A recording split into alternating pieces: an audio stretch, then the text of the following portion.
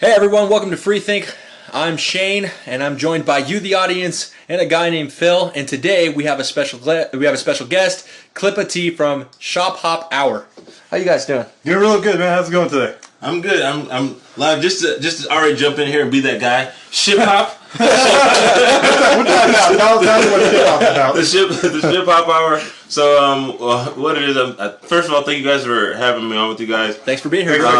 Thanks, man. Ship hop hour is a free thinking sort of space where it's all similar to how you guys bring it about. Free thinking. Ship hop came about because I'm the neighborhood black guy. My buddy's from south of the border, and so my people came here on a ship. His hopped over the border, and we're here to just talk about all the kind of things that. To be fair, some of them swam here. He found like a little small spot. A creek, a little less river. That's why they don't have an Olympic team. Because all the ones that can jump, swim, and run, they're already over here. Yeah, they're here. They're American now. Found over here somehow. Right. So yeah, we have similar conversations about things that goes on from just this vantage point, and both of us are fairly successful folks in life. So it's just kind of hearing it from more of like a general landscape instead of just those poor guys from the ghetto or the guys just English and like all the stereotypes. It's like we don't quite fit those. So, but we still feel a lot of the same stuff. You empathize with the mold, though. Correct. Right. You have because despite any of that stuff, some of those things still can occur and still happen. So we just talk about it and then how we feel about everything. Yeah, cultural. Yeah. And then outside of that, we talk sports. I'm super diehard Clippers fan, and he's super Lakers. So those do not ban us. Yeah. Okay, I'm a Lakers fan over here. Okay, I haven't really watched that much basketball. Yeah, so we talk sports, we talk music, everything. Just two friends that we've been together. We've been friends for over 20 years, and we just talk about life. That's cool, man. I love talking about life. There's a whole bunch of cool things you can learn about it, and also gaining different perspectives based on how people interact with each other too. Absolutely. And cultural backgrounds. Yeah. It's cool to know about everybody else. I'm really happy to have you guys over here because you guys are going to be. Dude, if there's anybody that can relate to you, if there's anybody who can relate to you, it's me. Well, I think because I always get everybody always surprised when they find out what my ethnicity is. Okay. Their minds get blown. Because you look white. everybody thinks I'm some sort of Mexican. Because that's all they agree. Mexican, okay. Yeah. And that's all all that agrees on the west side of the United States. Yeah. You're either Mexican, and on the east side, you're either Puerto Rican. Puerto Rican, exactly. Yeah, but there's no in the middle. Yeah, exactly. But I'm not. I'm Spanish. So everybody it blows their mind. You know what I mean? Okay. And you speak, how many languages do you speak now? 4. 4. Okay, that's not by choice. What's your 4 languages? English, Spanish, but we call it Castilian in my household. Right. And then Portuguese and a little bit of Japanese. Enough to travel. Oh, okay. We're going to Japanese with you, man. That's what's going to happen in the future. Hey, all I'll tell you right now is I would like to go to Japan, but just to observe. Not to live there. Arm's distance away from me. Yeah. They were on the mask. We're talking about right now. Hell yeah, they were wearing masks before they were cool. They were pretty much style. Does anybody know, does Japan have any problem right now with the whole situation? Population problem? No, but with the epidemic or pandemic. Actually. Well, specifically, they have certain restaurants closed off to Japanese public. The Chinese public. I don't have a problem with Japanese. Well, the whole thing is like right now they're having a lot of people from the outside are looking at it as like a racial thing because they're specifically targeting Chinese individuals from entering restaurants. So the restaurants will open and let Japanese individuals go inside to eat, Japanese citizens, but they won't allow certain Chinese people to go in. So that's one of the biggest problems right now. Personally, I don't necessarily see it as a race thing because I don't think being Chinese is a race. it's a nationality. Right. Once you leave here, America, a lot of stuff becomes nationality over like a specific race. Yeah. So I agree. And my whole thing is just like I understand where their fear is coming from. Personally, for myself, I would just close it off to the entire public. Yeah, that's what you do. Just stay in your place. Stay right there. Don't go anywhere. Yeah. Lock But then yourself again, down. the Japanese always do things differently. Their whole society is a lot different than America. Yeah, they always shit on us. Well, they have the best cars. That is debatable. Right? But maybe because of their location to China, the people who work in Japan, there might be a lot of commuting that way. I agree. If it's only like an hour flight, you're like, but I work here, or I live in this part of China, which is cheaper than where I was in Japan, but I work in Japan because I'm from Japan. So now it's like they just lost their job too. Yeah. So they're like, well, how do we do it? So I don't know. I don't know much about their end of it, but I'm just ready for this to kind of be over. Oh yeah, 100%. Or at least to figure out, or at least let us know what the new normal is going to look like, so that we can begin to move. That's exactly the good thing that's been on TV though is that the fact that they keep updating us. Yes. Even though it's the same shit, they're repeating the same thing over and over and over again. They're actually reaching out to the public. But the problem is that they're at least being consistent and they're reaching out to the public. Yes. You know what I mean? So that's one really good thing. And it's not just the local government, but the federal government's doing the same thing. So how Trump doing that is actually a good thing. Is that he's reaching out and he's communicating, telling you, yeah, this is what I'm doing. And it actually looks like he's actually busy. But then again, the media has a way to distort shit. No, I'm just kidding. No. But that brings us to our next topic. What the hell would we do with the president? Easy. I would ban emo kids. Plug emo kids. Get the fuck out of here. Why are you here? Deport them. God. Just all I would do is I would send them all to Florida. You guys want to be fucking depressed and suffer all the time, and that's the kind of environment you want to put yourselves in? Go to fucking Florida. Be miserable there. And then we'll annex Florida, right? Like, here, go away. One of the things I like about this conversation is we have a lot of people, talking a lot of stuff about the president or past presidents, but you know what? Let's put you into another type of perspective. Now we're actually, how you, the audience out there, how would you guys conduct yourself as a free leader of the world? And a lot of people don't even think about that. This is why I think you have to be absolutely crazy and mentally fucking retarded to want to become president. Because, I'm just joking over here a little bit, but I mean, think about that. Just think about that concept. You think that you as an individual, you're going to be able to actually be the leader of the free world, be the leader of the United States, the number one power of the world, that you actually have that type of mindset to be able to do something like that. So I kind of respect all presidents or all people that actually try to run in the Senate. Here's my thing about the office of the president, right? You do have a lot of power, but you're also checked a lot. And the thing is a lot of people are lazy. It's easier to criticize someone doing something than it is to actually step up and do their shoes. Because I know, for example, let's say you're a political commentator and you go to visit schools, right? And you just have a talk. You're there by yourself, and usually the crowd out there, they all congregate together with their own personal agendas, and they just toss insults at you because they're all together at once. Right. Right. As a people, I guess it's easier to just ostracize an individual than it is to be in that position's shoes. Sure. The responsibilities that come with being the president, they weigh heavy. They do. They weigh heavy. So, but my whole particular instance, if I were president, I think what I would focus more on than anything right now is domestic policy. I think our foreign relations are pretty good, for the most part. I mean, as far as I know, we don't necessarily have any big issues. My big problem right now, if there's one country right now that I do not like how they're operating right now, is China. I agree with that. Yeah. And nobody's checking them. Nobody's doing anything. They're just kind of letting them do what they want. Yeah. And mostly because they have such a high economic impact. Yeah. Right. I mean, they literally they own the world. Pretty much. I mean, the continent, I don't know how many countries in Africa they have but they've taken a lot of their debt away. They've taken a lot of their debt away and put it away and kind of just paid it off. So they control, but nobody checks them. Saying, "Hey, bro, you guys are kind of overstepping a little bit." You know what I mean? I think a lot of the countries, they're trying to do the same thing, because once you make it into the first world club, you're trying to then see who can assert the most dominance. Yep. So whether it's China, whether it's United States or England or whoever, like, nobody wants to relinquish any time or space. Yep. And what I say by that, even looking at us militarily, every place we've ever had a war, we're still there. So we still have bases from World War I and World War II. That's why we're still in Japan, Italy, and Germany, and all the other places. We never leave.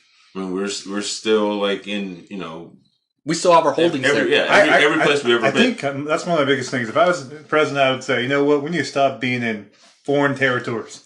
We need to worry about the United States. Not 100%. You know, obviously, you want to have out your allies and stuff like that. And But you know what? When there's homeless people inside this country, why are we spending so much time on other nations? Why are we interfering with other people's affairs? I think we've kind of got to a point of no return with that. Unfortunately, so we've kind of like put ourselves as the position of the world police.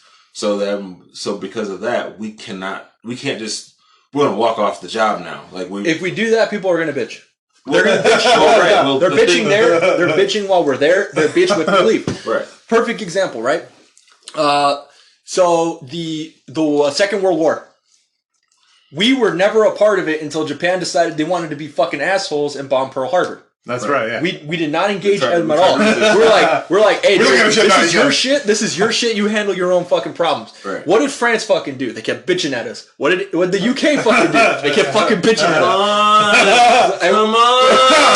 And we're like, hey, 1 arm's distance, motherfucker. I have shit going on. You don't want to deal with any shit. Yeah, we were trying to social distance back then. Yeah, FDR said, hey, look, fam, I'm fucking crippled. I got important shit going on. What about my legs?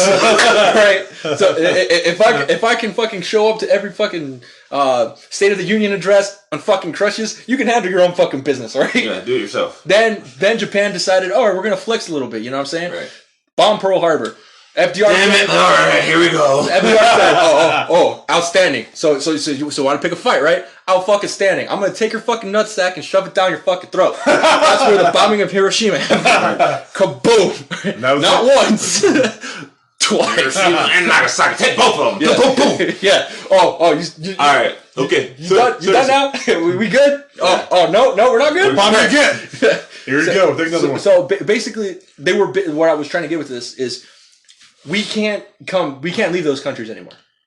We can't. Where? We also help them with resources while we're there. So the Japanese base, like Camp Schwab, right? Marine Corps base, Camp Schwab. Japanese actually transformed. For the most part. Yes. We're one of the very, very few actually things where actually countries I know of where we actually got in a war with. And they're far better afterwards. Well, really, really well advanced. As in relationships? Germany as well with green energy type stuff. Are you talking about with relationships? Or after having a huge major conflict, Oh. So basically turn your enemy into a friend. Right, yeah. Germany as well, I was thinking about that too. But Japanese, I think, is on the grand scale. Well, after the wall came down. Then they were really good friends. Berlin Wall, right. Then they were really good friends. But prior to that, I mean, when they split between East and West Germany, shit was still bad. But I mean, it at least improved for sure. It's just like North and South Korea. We're cool with South Korea, but that other guy up there, who knows? Speaking of which, if I was president, I would ban short people. Here's the perfect reason why. So high standards for male, right? High standards for males. If you're a male and you're under 5'9", you're short. Get the fuck away from me. If you're a female, so that's what the females at the club say too. So exactly. I can already hear a female right now. Yes, bitch, tell them I don't want them. 6 foot only over here. So perfect. That's perfect, right? If you're a woman and you're under fucking 5'5", you're fucking short too. Get the fuck out of here. You're under 5'5"? Hell yeah. About 87% of the population. Hey, Japan doesn't have a problem with that. They're not fucking out there. I think what's the average height? I don't even know what the average height of Japanese. Don't worry, Phil. You'd be safe. I know. But that's good. That's a good point I had to my brother because go zero. Majority of people are average male. If you take China's population, it's 5.5. That's the average standard. I thought it was 5'9". It's 5.5 with Chinese 5'4". Oh, you're talking about Asians. Well, no, because they make up the majority of the population. We have more Asian people in the world than anybody else. Oh no! Okay, we're on the same page now. I just wanted to make sure what you were talking about because I was going to say is if you're breaking the average height based on individual, then that's a whole other fucking department. We have to fucking instill. And America's way different. But if you take the Chinese, we're monsters. We're monsters. Our size is so off. Humongous, yeah. I spent quite a bit of time living outside of the country, and I'm trying to get clothes. I'm for the people who can't see behind the screen. I'm like 6'3", about 215 pounds. I have to get everything has to be like triple, quadruple X everywhere else in the world to buy like shirts and pants and such over there. But here, I like a large. Everything is bigger here. That's one of the biggest things. We're bigger, but we lie to ourselves. So like our large here, but a large over there is like a baby T-shirt. So that's why they're all skinny in Europe too. They just don't. It's like they don't have like that is the fact that a lot of supersized fries. Not just that, but they're also way more promiscuous than we are. So they're always constantly fucking. And they're open. It's fine. Seeing boobs over there in Europe is like a common thing. It's just like, oh yeah. I want some of her milk. You know what I mean? Please. Yeah, it's like, top me off. Breast milk.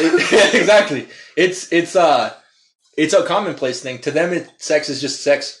You know, it's not actually anything important. We actually, as a part of the American culture, we put a lot of emphasis on even the small things. Yeah, we're very puritanical in that regard. Oh yeah, 100%. I agree. That's kind of how our country got about. It was pretty much a religious quest, but then it just kind of went to the left and the right and then parties all over. So as things change around, that might be something to consider as a presidential thing. Yeah, like how. Like certain things in that regard, like should we free the tatas? What would happen if a president renounced his party? Wouldn't that be crazy? Well, here's the thing. This is another thing that I don't like is I think there's way too many titles for groups. You know what I mean? I feel like the more groups that come out, the more derision there are between the general public.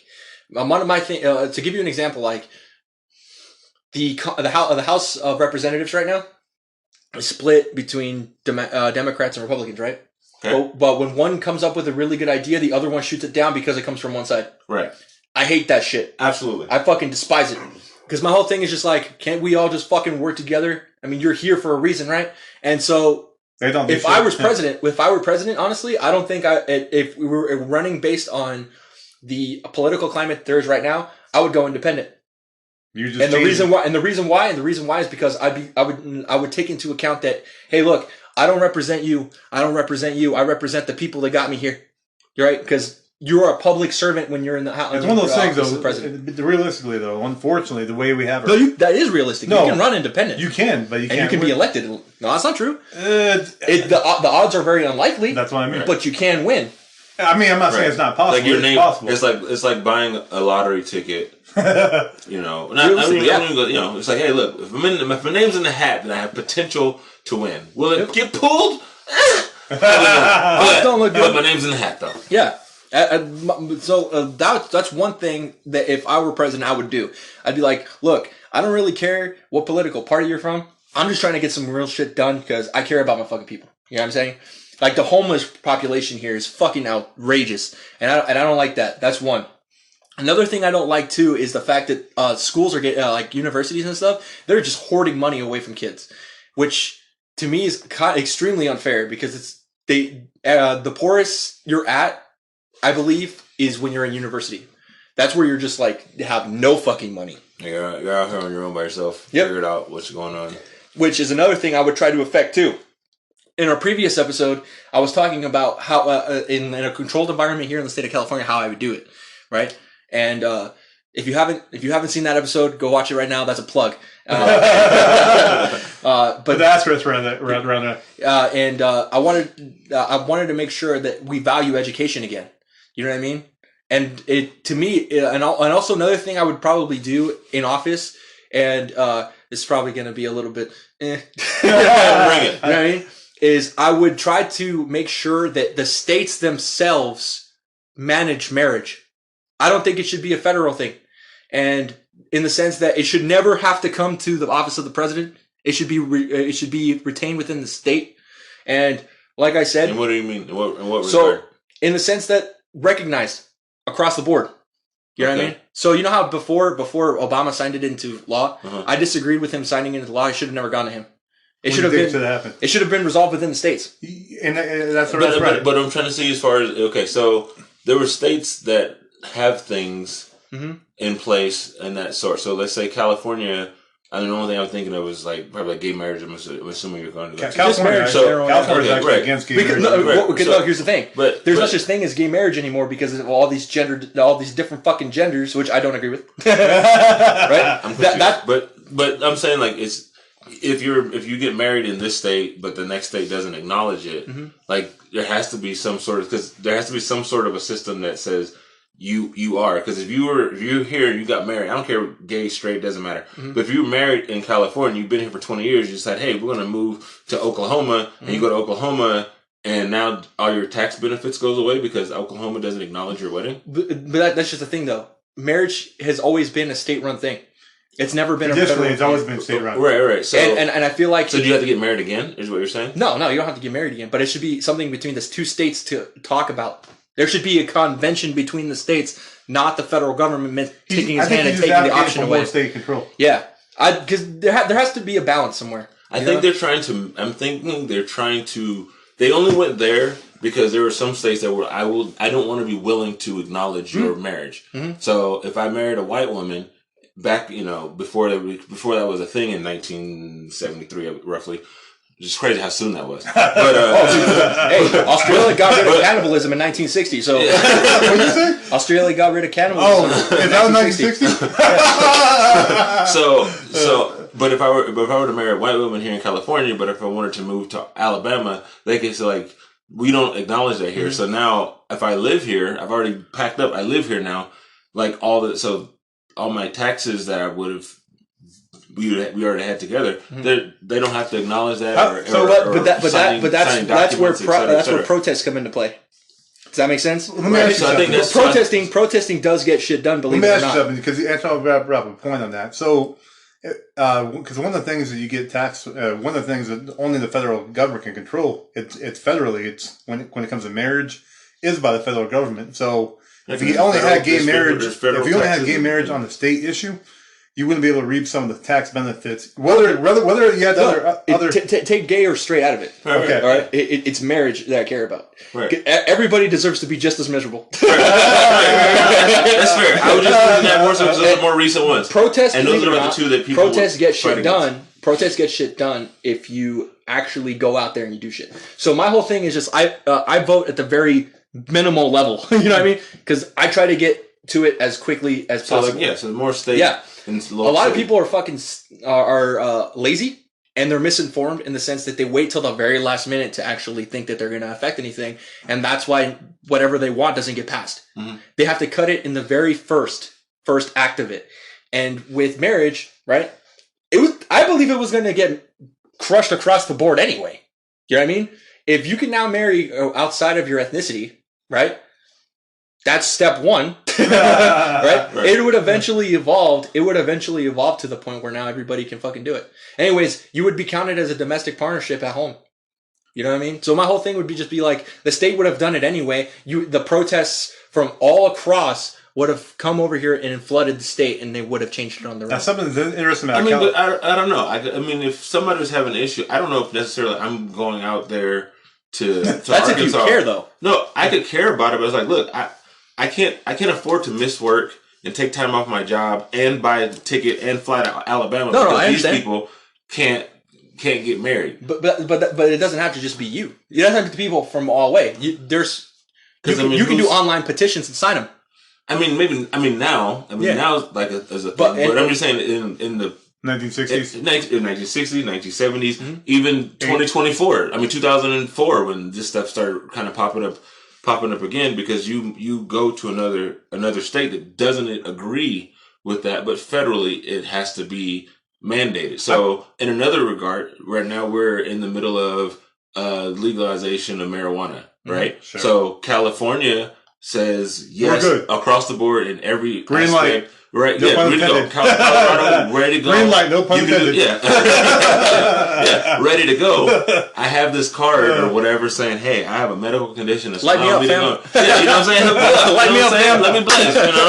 And it's 421 the day after, I'm still feeling it. No.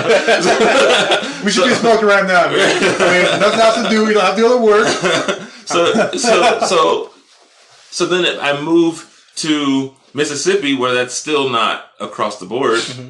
So now all my stuff is now null and void until they make it, until federally they say, no, Mississippi, let this guy who's sick, he has a prescription, he's got this thing, like, let him have it. Like, no, I don't think that needs to be here. Get it out of the state. I don't want it. So now, protests. But I'm arguing, but in the meantime, whatever ailment is ailing me, like, it's still a problem. So, I mean, if I'm if I'm protesting, I could be out there every day, but it's like now my anxiety is even higher. Now I need my medicine even more, but I still can't get it. Well, so now I either have to go back to the state that I came from, or get it, or I don't have it. The thing right, but now I'm going to jail every weekend. Yeah, no, but that's what I'm getting at, though. You don't have to travel. There are already people within the state that want that commodity. Is what I'm getting at. So, and there are also people from local states on the other side of the border of the states that will flood in. You know what I mean? I mean, ideally, so for example, but on both ways. Women's marches, just to give you an example, right? They flood the fucking whole damn city. Right? That's what I'm getting at. If there's a big enough reason to fight for something, people will fight for it. The problem is they don't know what to do when they do it. You can't just be in the street and just holler. It's not going to change anything. So you have to know how to fucking start signing papers and shit to start pushing for that. Right. And eventually you will get shit changed. So here's the one thing about that though: if the federal government didn't intervene, it wouldn't be like I said for tax. It wouldn't have happened as quick. Is what I'm saying. But either way, but it would. I believe it would have eventually. What I'm trying to say though is, for tax purposes, it would still have to be approved by the federal government because that's a federal issue. Yes, but they're not the. But that's taxes though. That's not the. He's saying so. Basically, even if you move to Mississippi and you had an illegal wedding, quote unquote, federally you could still do your taxes federally. Just the state would miss out, or you would miss out. So you're saying basically you think that was the overreaching power of the federal government? Yeah. Actually, what is the federal government supposed to do? Huh? What is it supposed to do? So, but what's supposed to do? Like, I mean, because I hear stuff like that often, and obviously it's our first conversation with it. Like, what is it that you expect them to do? Right now, nothing. Or just in general. No, nothing is too late now. So they're just kind of like, but they're kind of like a well distanced referee where he's like, nope, I'm gonna let you guys fight, and if it looks like it's getting too far out of hand, then I'll step in. But I guess it's a matter of when is too far. When people start dying. When people start dying. Hey, no. That's a legitimate thing. If it starts to the point where they're destroying businesses, you know what I mean, or if they start getting way too fucking rowdy, then they should step in. But previously it didn't get to that point. Each state individually was slowly starting to change the terms anyway. There were some that, like you mentioned, were still kind of like, nah, fam, we're gonna do our own thing. Right. But eventually they would have just fucking changed their minds anyway. Let me look at the culture we have now, where you have to kind of accept everything now. Well, I mean, some, but I mean, this is a lot of it's coming from like California, where we're generally like, let me think about that. Versus some just like, no, our state is rooted in old school value. But remember, we do this. There are certain cities in here too that think that way. There's still cities, but I mean, but as a whole, like when you it's easier to vote it out as a whole. So even if there's states where maybe I can make you, or cities here, I can make you feel uncomfortable being here. Yes, but legally, you cannot affect my rights. You can stare at me all day. That's fine. But you don't change anything with my bank account. I can still go into the store. I might eyeball you. I can call you all kind of names. But hey, I'm still buying these chips.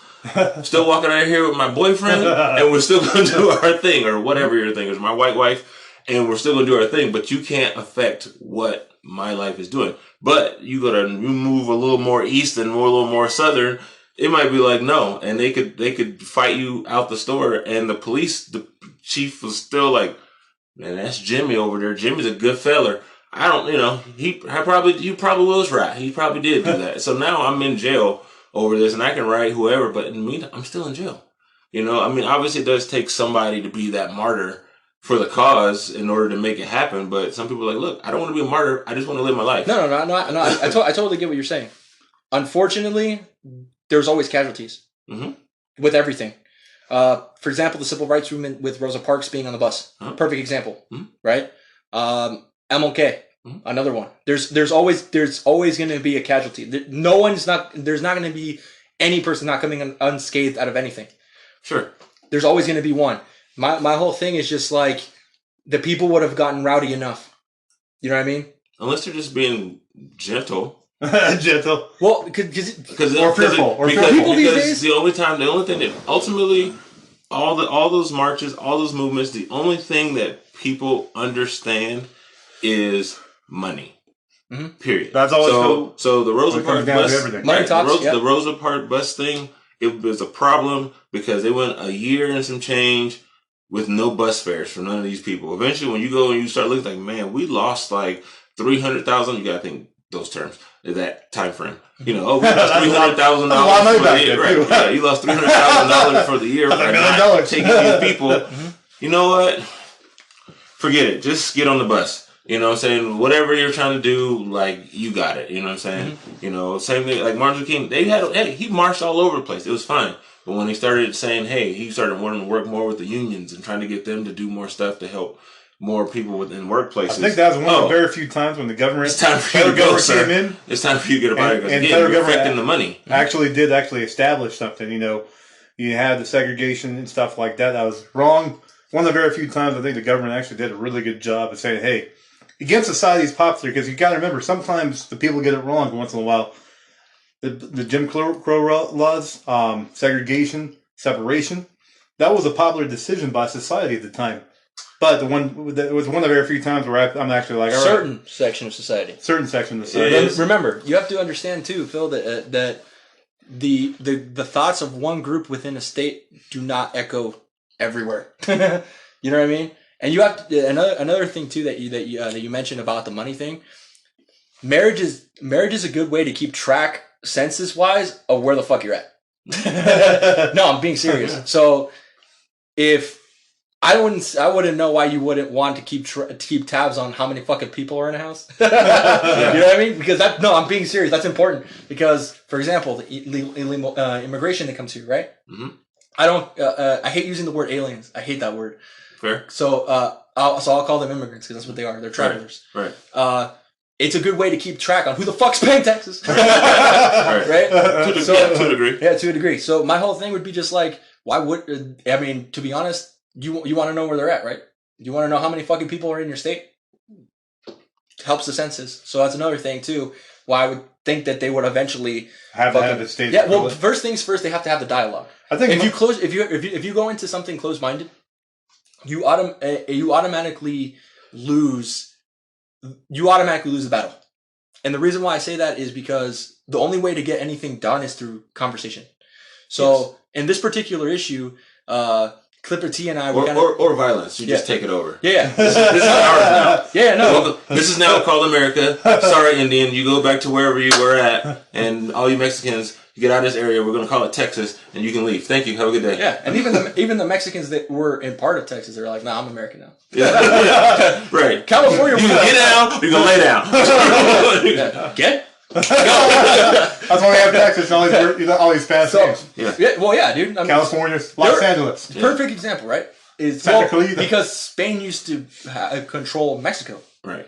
And it wasn't until the Second War where Mexico's just like, nah, get the fuck out of here. We don't fucking need you. Right. And so they kicked them out. But they, what do you do when you kick out the overruling population? You take it over by yourself, right? And so they just ended up having all of this, and then slowly.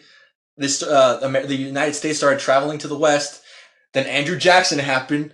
I'm not going to go into that right now. Let's just say he slaughtered fucking people. His blood vessel right now, if you can see it, is just about to go off. Fuck that guy. Right? I'm glad he's dead. And if he was still alive right now, I'd kill him. I would wish him the worst plague that it could ever happen to his ass and his family. All right. If he has any living family members right now, I hope you all get AIDS. Oh shit. Anyway, wait. He had a lot of slaves, so I mean that's gonna be. Those are relatives. Those are not relatives. Hey, I'm sure he put his meat in quite a few. There's a lot of Jacksons. Well, if that's the case. Die with them. No, but in all seriousness, though, that they just kept traveling west, started to change the culture. I mean, we don't even have a national language, which is another thing I would like to change.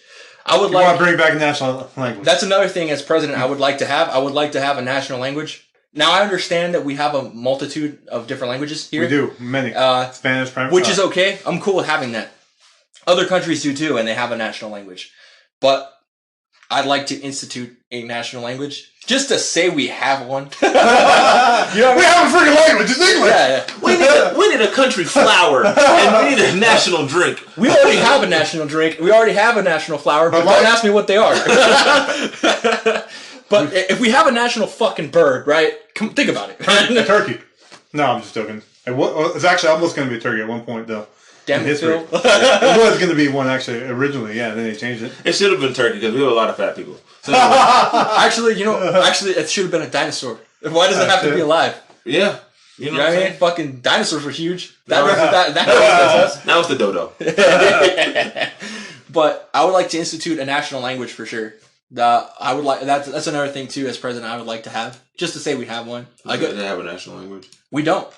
We actually don't which is kind of weird. Every other country does. Also, ever noticed too that when individuals we talk to each other, we ask each other most likely what we notice each other by ethnicity, not by the fact that we're fucking Americans. It's always like Mexican American. Is that ever? No, they just say they're Mexican. I've never heard a Mexican American say that they're Mexican American. Mostly because it's kind of implied. But at the same time too, it's just like, holy crap, man! Like, I asked you where you're from. What you were. Yeah. You know what I mean? Yeah. I mean, if you think about it, we're really big on the hyphen system. Mm-hmm. So it's like, oh, well, you're African American, or you're Mexican American, or you're Canadian American, or whatever. I don't whatever. Canadians aren't people. Except if you're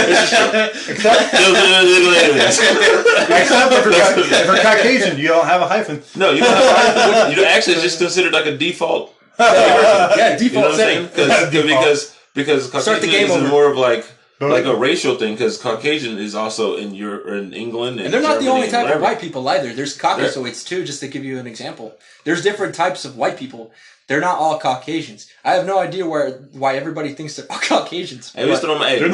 Because we get thrown in the same little block. Like, yep, because you look Hispanic and I look guilty. So you see how it works out. So they just throw it in there. Like, you did it. Because I stereotypes. Perfect example, I guess. That where we go on to too. But that also we like labeling shit. And we do. And I fucking hate that. I would hate to open a can of green beans and some corns in there. So we have to. There's always going to be cornbread. There's always going to be something. Yeah. Some various stereotypes. That has to do with politics, though, in general. I think a lot of we all have experiences. It's life. It's people. It is life. Yeah. You've seen what you've seen. I've seen what I've seen. I was born in the South, and I moved out here in the middle of high school. So I've lived in both environments. And you're still in the South? Yeah. I don't know if you guys know there. You guys have something in common. Both are veterans over here. So thank you guys. Oh, thanks, Phil. Yeah, I'll take that. Thank you for your Thanks service. for the plug, Phil. It's about the only time we're in the same space. Well, that's why we have him in between us. I'm moderating this right over here, okay? No fun now. Yeah, but only when you leave America are you lumped in as American. But in America, you're this or that or the next thing. No, that's true. But and most even then, we're not even called Americans. We're usually called Yanks or Yankees. Which, by the way, what I come to here to me personally, I don't like that word, but mostly because I don't like the Yankees. Don't hate me, but at the same time too, it's like I know that people in the southern region of the United States, they take that as an incredibly big insult.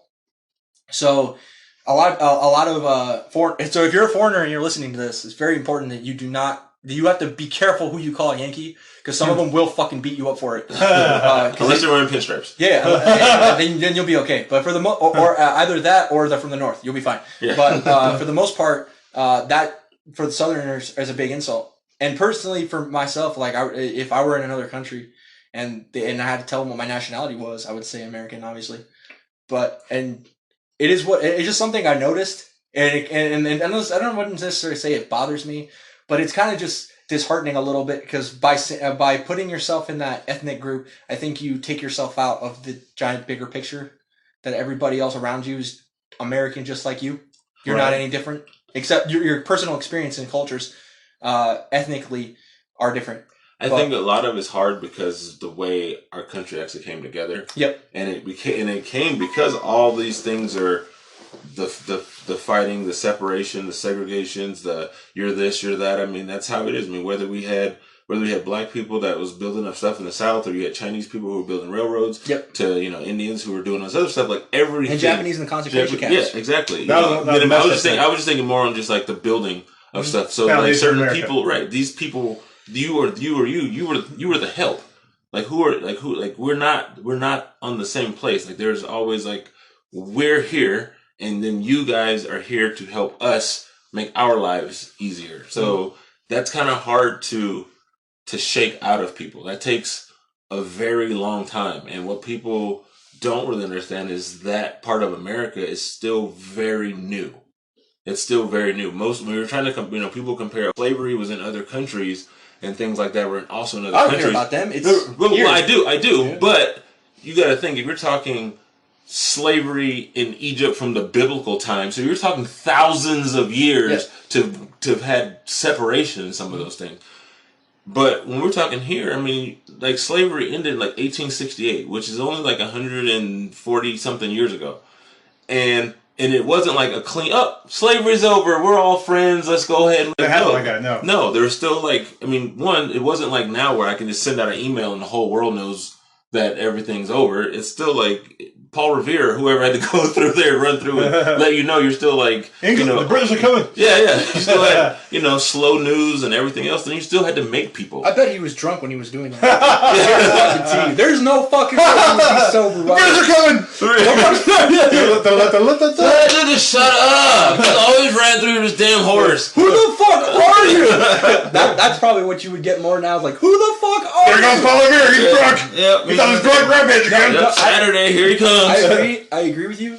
But it's gonna the process to change that. It's not gonna happen overnight. It's gonna take even more years. Honestly. Well, absolutely. But my whole thing is I'm getting at too is just like everybody is together. You know what I mean? I'm tired. I'm tired of people opposing each other based on the sections of where they live.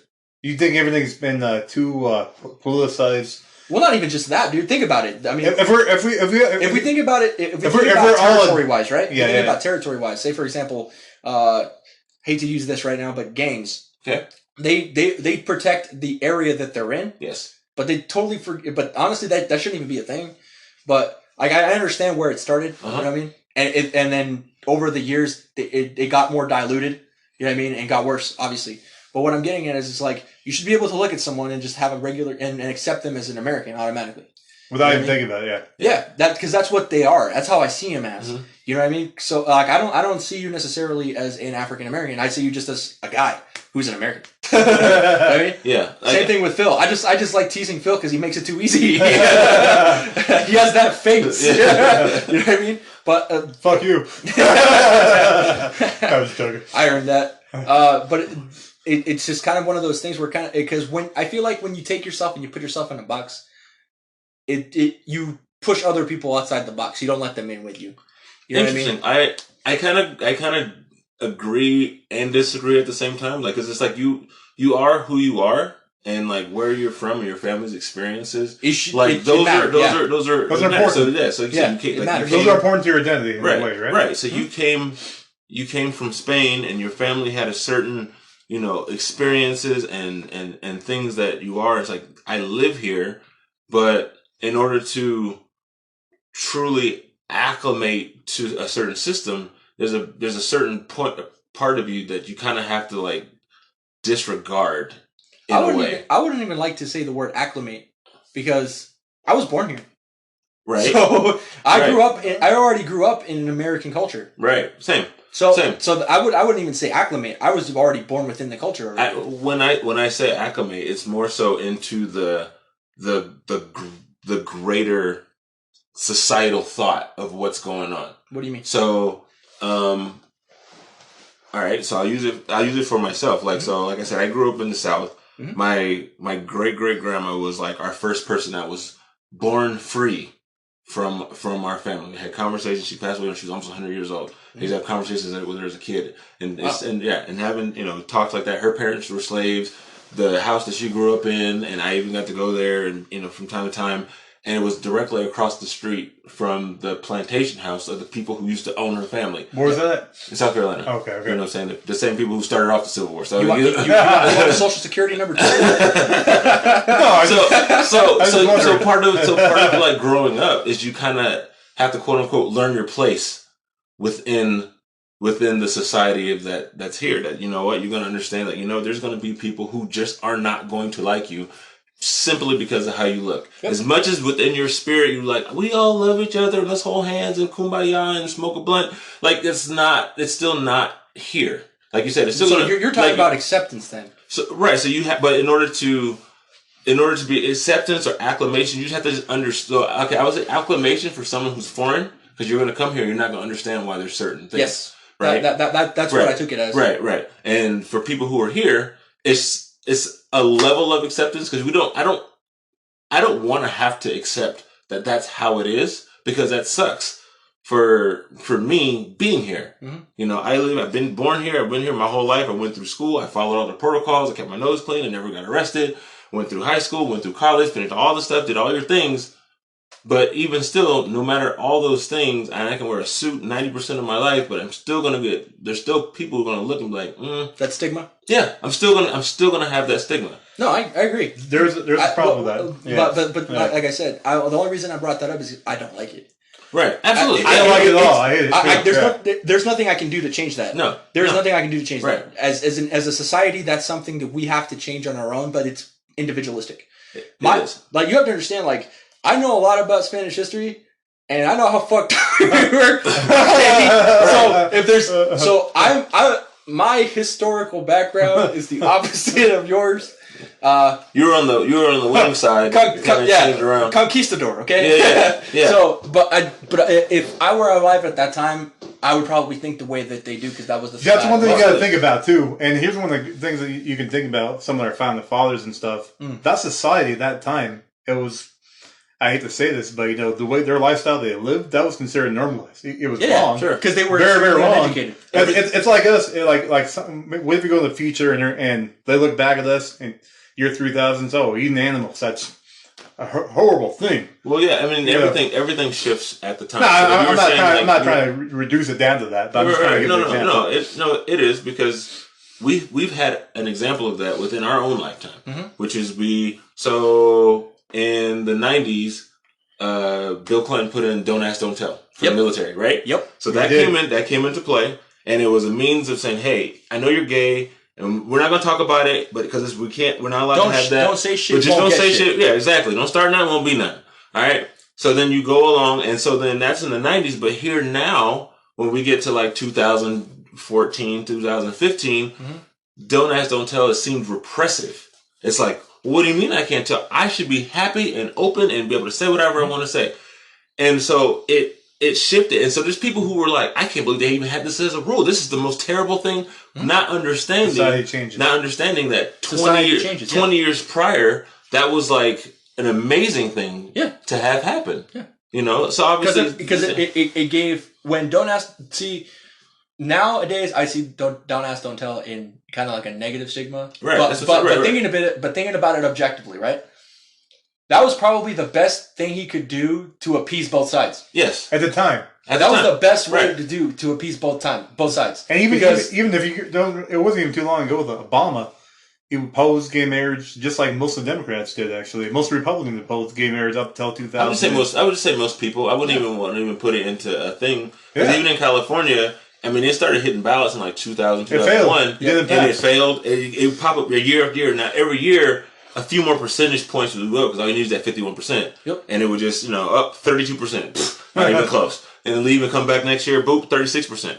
Nope, still not there. And you just keep going, and eventually it got there. Yeah. So counter to your point earlier, I think it would eventually change. That's what I'm getting at. Right. No, I get you. Mind you, Obama made it go quicker. He just cut the process and made it go faster. Right. I still think it would have eventually done it anyway. We as a people, we change our mind in our processes. However, it is what it is. Like if I were president right now, I wouldn't go back and change it, because it's kind of unnecessary to change it now.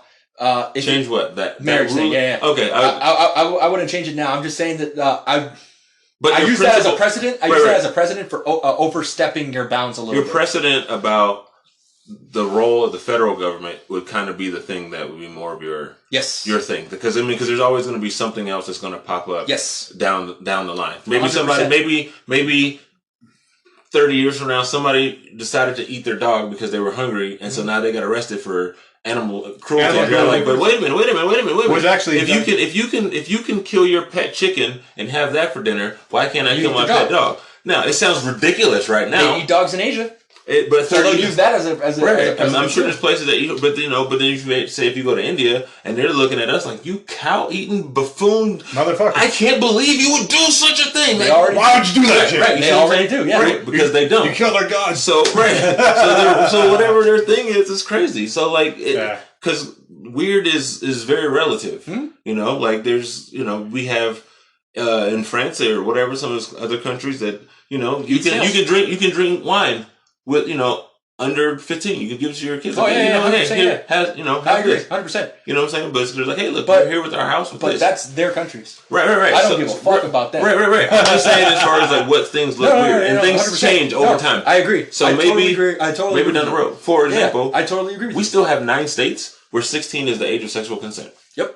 So because of that, it's like, well, if you're in that space, hey, she's 17, she's hot. You're gonna you can't go there for that because that's a different rule. But if you lived in that state and you guys met up, then it's like, I can say, oh, you're gross. Why can't you get somebody? Hey, you know what? I understand. I understand I'm 45 years old and I should be able to get somebody my own age. But you know what? She's here and she's ready and I'm here. I guess, and that's a natural progression though. So do we continue to let that be state by state, or do we eventually step in as a federal? So I don't think that's a big ass issue. I don't think that's big enough for me to care. Now, hold on, I'm about to explain. All right, go. Because the listeners are listening. Yeah, because to me, my thing is just like, sex isn't as important to me as your well-being. Okay, and there are a lot of people that don't even consider age only consider age just nothing but a number. Right. Some people, I don't see nothing wrong. Now, I know that sounds kind of, I would prefer if everyone was over the age of 18, preferably 20, better, right? So you have a little bit of fucking wiggle room. No pun intended. But at the same time, too, it's just like, to me, it's just, I don't really necessarily see that as an issue that the federal government needs to address. If anything, like if it was getting out of hand, if it was getting extremely out of hand, where it was causing fucking violence all over the fucking place, and the state couldn't fucking handle its own problem, then yeah. But it has to be handled within the state first. If it gets out of hand from the state, then I think the federal government should step in. I guess where out of hand would come into play is that's where too many rapes. I guess you'd have to.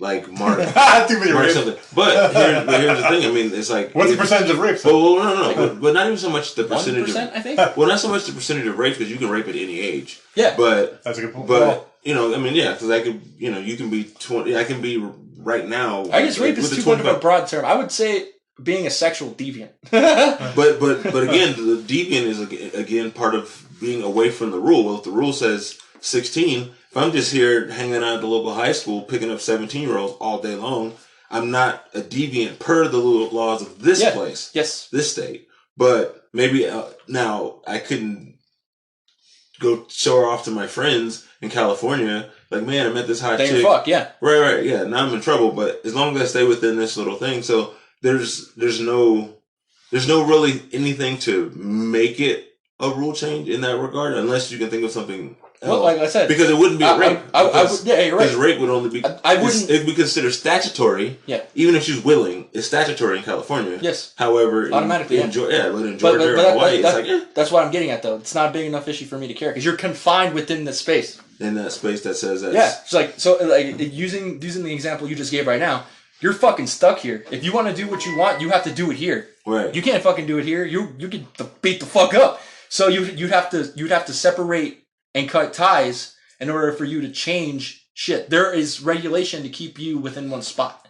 If you want to gain and do whatever you want, there are rules you have to follow. I think the marriage one is probably a bit stronger, mainly because as adults you do move around a bit. Yes. And I think that was really what they took it to the national level for, because within their state, like, it wasn't acknowledged. Yeah, it doesn't matter. I only use marriage as an example. Specifically, it could have been any issue. Right. My whole thing would just be like, the federal government needs to let the states give enough time for them to resolve shit. You know what I mean? Whether that be 10 years, whether that be 20 years. So if they resolve it, but the ruling comes back highly negative, for the person who brought it up, they're like, well, what the hell? So that's what happened. At the time. The government typically... Remember, that, like we mentioned before, things change over time. Eventually, who's to know? Because none of us know what right, you can't predict the future. You can't predict 50 years into the future. The government future. typically lets people experiment. Lets states experiment, actually. So that's one of the interesting things that the federal government does. But they also allow you to change things. They also allow you to change things. America is the land of opportunity. Because always, whether that be now or 100 years into the future, opportunities always arise to change and affect your neighbor. Right, but sometimes I don't know. So I guess I was afraid to just change. Sometimes you have marriage is one of those things where, to be honest, even school was like that. Because even the school was like that when they were like they had to federally enforce integration of schools because they were still like, I know what you guys said that, but unless you make us, we're not. But now what they're doing is they're picking a fight. By the saying you have to make us do things, you're provoking. You mean provoking the state? Well, if the school is saying, "Hey, we understand that this is the rule here, but we're not going to do it unless you make us do it," you're picking a fight. That's different. So that the state government, if they don't do anything to stop them, right, knowing that that's the rule within the state, right. Well, it's not. No, it was federally mandated. Hey, we have to make that happen. And the states were like, whatever. Exactly. That's my point, though. The state didn't handle it, right? So then so if they're not going to follow the rule, the federal government, that's telling the federal government, step in now, right? Because they're disobeying what's mandated already. Right, but it was a federal mandate, not a state. No. Oh, so you're saying that federally they said, hey, like you have to allow kids from other ethnicities to come into your school. Yes. And the state is like, that's the stupidest thing I've ever heard. That's what I'm saying, though. That they're disobeying the mandate made by the federal government. That's different. That's right. But I'm saying, but according to your thing, the federal government shouldn't have even got there if the state was like, hey, we're cool with how we got it. We're cool with the white kids go to the white school, the black kids go to the black school, the Chinese go do whatever you guys do. But that's going against the mandate. That's going against the federal one, but yes. I'm saying that according to your thing, the federal shouldn't have even had a place to even tell them. Yeah, because it's worded that they can go, they can attend. That doesn't mean that they have to. If they said we're not allowing people to come to our school, that's different. Does that make sense? Can is not the same thing as you have to do something. Can is an opportunity to do something. No, I get you because I'm saying before so that. Technically, before the federal stepped in, the state itself was like, nope. They were saying nope. This state was saying no. These states were saying, cool, that's fine. Bring everybody in here. We love everybody. But then these 5 or 6 states were like, no, you're gonna have to we don't want that. So then the federal says, okay, fine. It is now a federal law. So they decided to jump in onto the thing. So I'm trying to see at what point does the federal get to do that? Oh, okay. Okay, I think we're on the same page now. When do they get to say, you know what, you guys are being stupid? We're gonna now make you have to do this because Alabama or Arkansas or some of them states they were like no. If we were just gonna wait till we do it, they might have had integration starting in 1990. You know what I'm saying? Here. So like I said, time changes shit. Here's my whole interpretation on the whole issue of gay marriage. Oh, sorry. My whole thing about that is basically really simple. I think there's certain things that the federal government has to intervene in. They take care of issues that have to do with the entire country as a whole, most of the time. Okay, on a national level. So my thing about gay marriage, I think most when that was happening, most people would have probably preferred the terminology to be called domestic partnership. Something that maybe not necessarily gay marriage because it was traditionally between man and woman. That was a traditional fundamental definition of it through thousands of years. Okay. It does have a traditional religious element to it.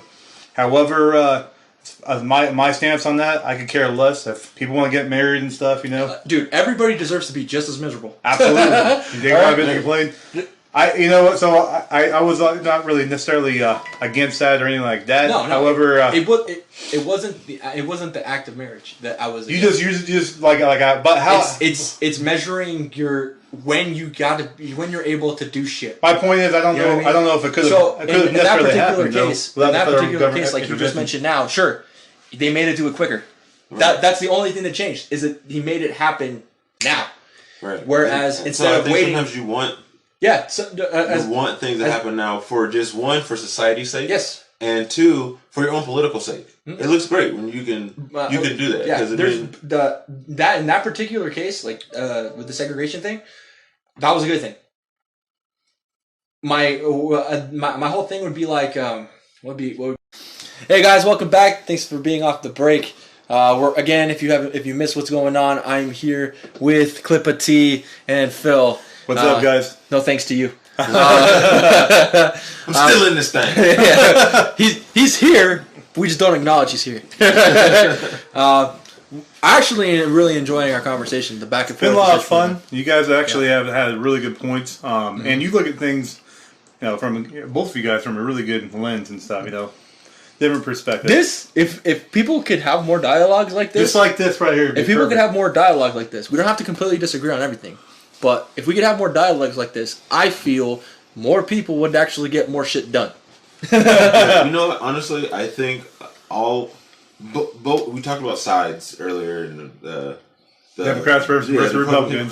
The Bloods and Crips, however you want to look at them. Yeah, it's just one gang. Those two sides in one. Right. Yeah, one. This is because I'm in between you guys. I must be independent, right? Yeah. Independent woman over here. We don't like that. Nah, I'm joking. Yeah, the only difference between those two gangs is one wears suits. So the thing is, I believe that both of them really want what's best for America. However, who in the America they're speaking of varies, and the method of what you do, that varies. Mm-hmm. So, I grew up in the South, black family. You're bad, you're getting your butt whooped. Hey, we're gonna knock it off. You know what I'm saying? You come over here, gonna get this belt, whatever. But it worked. I mean, none of my siblings, none of us got in trouble. A lot of people had a lot of similar upbringing or whatever. You might have had a chunkler or something. I don't know. No, I got a fucking spoon. A spoon. I got you a belt. You know what I'm saying? Yeah. A noose. A fucking shovel. Oh damn! This is how bad my fucking childhood was, right? If I fucked up like really bad. Now I've only ever been punished twice ever in my life. Like that, or just in general? Well, it would only get that way if I really, really fucked up. I used to be a hardcore prankster. Okay, like a really, really bad hardcore prankster. One of the things my mom would do to punish me, she would go outside and say, "All right, pick a stick." Yeah, and then if I would not pick the worst stick there, she would make me take it back and get another one. Yes. Oh my God. She would whoop my ass. Yes, I had to. That reminds me of freaking Kevin Hart. He's like, "Beat the kids." Yes, and God forbid, my dad had to get involved because he was worse. Oh jeez. But there's now I'm lucky. I've never had my dad punish me. My mom has punished me twice like that. But mostly I would just get the spoon, but it's not like one slap and you're done. She whip your ass like if she was like cracking a whip, dude. That shit hurt. You couldn't sit on your ass for more than a week. Yeah, no. The mom would spell out things. I told you not to do this. And you're like, okay, I don't need to spell it. And for me, it was. I could swear to God she made me trilingual. She was beating my ass because I was trying to do 3 different fucking languages at once from the pain. Yeah, dude. If my mom was 7. Shut about Honda. I remember when my friends getting. She's like, "Stay away! It's like extension cord. What? Just getting whipped and stuff, man." And that affects how you grow up and how you interact now. Right. So what I use that for is that so maybe for some families. That was a completely acceptable, and even to this day, there's still a completely acceptable. The intention versus execution, I think, is what you're saying, right? Right, exactly. Some people, hey, you're just grounded. Stay in your room for a week. No PlayStation. And that's that was my parents too. Yeah, yeah, that's tough. And then the other way is like, hey, you can get a butt whipping. It just depends on the methodology. Yeah. So right now we're sitting here in this quarantine, and we're in less than 10, so we're still good. But there's people that they're saying, hey, you know what? Let's get up out of here. This is dumb. This isn't the way to handle it. Some other people feel like, hey, you know what? We need to stay in this thing till July. Mm-hmm. In the end, people are trying to be protective, which is part of the government's help. Mm-hmm. But the methodology, it varies. It's different. Yeah. Yeah. It varies. Same thing with we talk about marijuana. Some states are like, hey, this is helpful to people. And you know what? Let's just make it legal. So that's one less thing we have to arrest for people. Meanwhile, another state's like, no, we're not going to bring the devil's lettuce to our state and then, keep that out of here, And so they feel like we protect our people by not... Just make it legal in Home Depot. Fuck. We're just making Home Depot... That's what I'm saying. Okay, yeah. Once you leave Home Depot, you can't smoke at home. Fuck off. Home Depot. Yeah. Home Depot, do that. It has good ventilation, Yeah, I'm just saying... Lowe's ain't gonna do it, but Home Depot. People are stoned. They don't want to concentrate better. They're gonna get work done. Organized shit. I'm just saying. Just bring a kid with good Wi-Fi. Hell yeah. Fuck being there all the time. They already sell snacks and drinks. You know what I'm saying? Just being there, sitting in Home Depot, watching Netflix, smoking a blunt, eating snacks, and just looking at fucking products. Yeah. The fucking conduits and shit. I'm just saying. If I wasn't high right now, I'd probably put together these pipes, but. Hey, for all that we know, there might be a guy who smoked out of his fucking mind, and he's just looking at how to build a building. He's like, oh shit, I should do that. Dude, I could probably build a building in my yard. Yeah. Call it Home Depot. Except... Smoke at home. Except... Take the T away. Dude. No, it's really a depot. But why is it it's called Depot. Yeah, this is why we should smoke here. Home de pot. It's my best friend. Home de pot. Home de pot. Perfect. That's why we smoke here. Hey, that name is copyrighted. Don't even fucking think about doing it. All right. All right, all right, registered. But no, I totally get what you're saying. Intentions versus execution. I agree.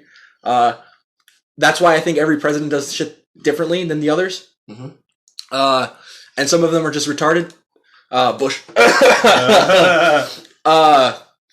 The second one, not the first one. I gotta clarify that. The first one wasn't so bad, but the second one was... First one was pretty bad considering the fact that he's one of the few that only got one term.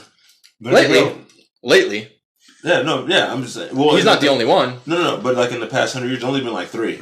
It's very, very hard. To be fair, though, Bill Clinton was so massively fucking popular, though, I think anybody running up against him would lose. Right. So that wasn't his fault. Which is my thing. Well, no.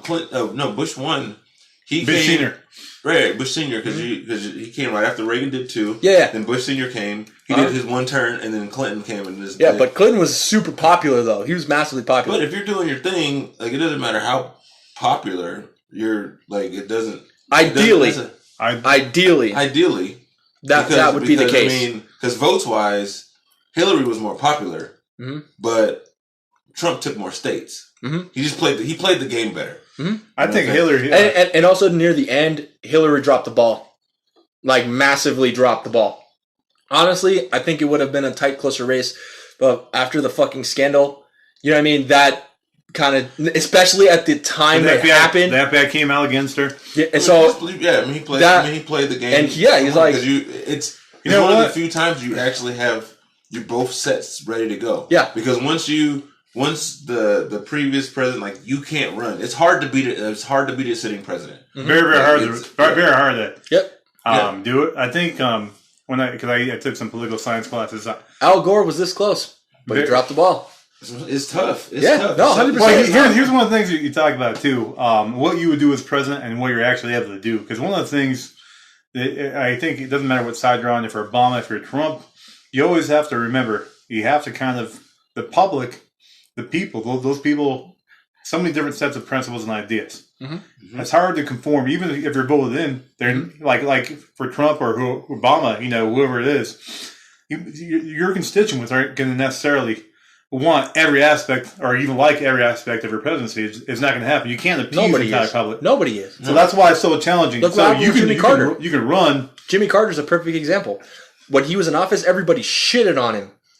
Then many years later, we look him back as one of the best presidents in the United States. And he only got one chance. Yeah. So it's like public perception at the time does not affect your legacy. The biggest thing that will affect you, regardless of who you are, is money. Exactly, it goes back to the thing, economics. That was the scariest thing right here. This time. It hurt for Jimmy Carter because that was at the time where we had just got off the gold standard. Mm-hmm. And then the price of oil just shot through the roof, and it was like we were running low, and all that stuff like that was going on at the same time. Mm-hmm. You know, you could only get gas if your last initial on your license plate was this letter, or only Tuesdays and Thursdays and all this kind of stuff. So you're in the middle of that. At this point, they do anybody but you. This is ridiculous. Because when people are inconvenienced, all the rest of that stuff is like way secondary, third, whatever, going on the way down. But if the economy's straight, you know, then we're cool. So that's one of the reasons why I believe Bush won. Because we were in the middle of the war, so like our economy was all the way off. So I was like, you gotta go. We just wrapped up, you know, the invasion in Iraq. So that's why. And Bill Clinton was getting a lot of steam. His popularity made we got to think about this too. Popularity matters. And any other president, like if Obama did that, or you know, the whole Monica Lewinsky thing, or Trump. Well, I don't know about Trump. But Obama had a scandal. Let's just talk about pre-Trump because. Well, I mean, I don't know what you're referencing. Well, I'm basically saying he couldn't do anything. He got elected again his second term. After and every president has had a scandal, but what I'm trying to say though, it's just not one is that when you doesn't really matter compared to the other one. If the economy is projected to do well, the president usually has a really good chance of being reelected. Right, that's been known throughout history. Right, that's what I was kind of getting at. Like as long as the money's right, people don't care. It has to be trending in a good direction. So I mean, he inherited a mess because I mean it came in 2008. That's right at the tail end, or right when all the economy had just crashed at the tail end of. It also had to do with the fact that started going up. That the voter turnout was bigger than previous election. Yes, mostly because of his ethnicity. That was a huge pushing factor. But also at the same time, like you mentioned earlier, that was another reason too. And while he was in office, a lot of people, for the most part, at the time, remember him fondly. Now I don't think that's the case. But as much, it varies depending on who you that's why I said it as much. Most because back when he was sitting in office, everybody was kind of like either one way really really good for him, or on the other hand, we're like I don't really know.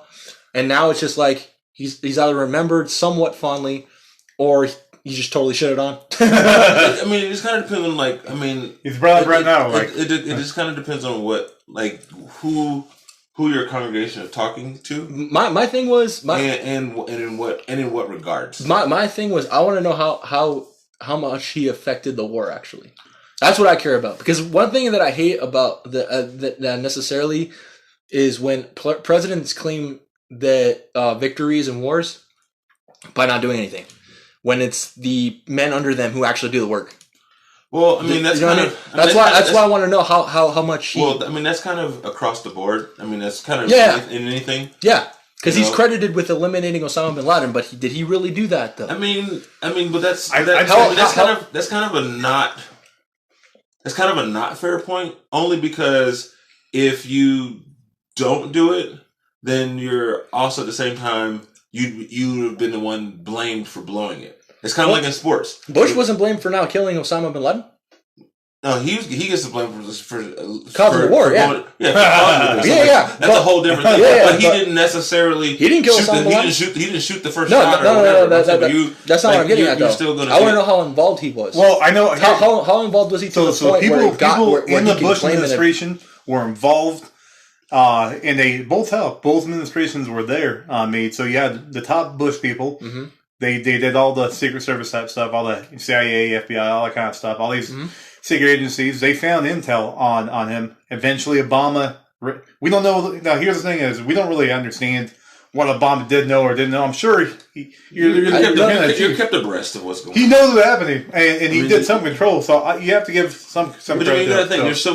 There's so many components that goes into running a country that you personally aren't over hands on into everything. No, but you're more aware. You're more of like you're yes there or to no. make. You do this shit right here. You do this shit right here. But what I'm getting you get a brief, and then it's like, what do you think we should do? Should we go for it or not? And if you're in the National Defense Council, right? You're in the National Defense Council. Correct. Right? The president is in every fucking council possible. Right. So he has to sit in, obviously, for the briefs. Right. I want to know how involved he was. Because if he was just like, do what you want, then in that case, I'm like, okay, so they're just gonna do what they want. You don't really fucking care what they do. Okay. Well, I don't think it's do what you want as much as like, okay, well, let's do whatever's necessary. Just tell me what you do. You're still. Oh, he didn't stop it.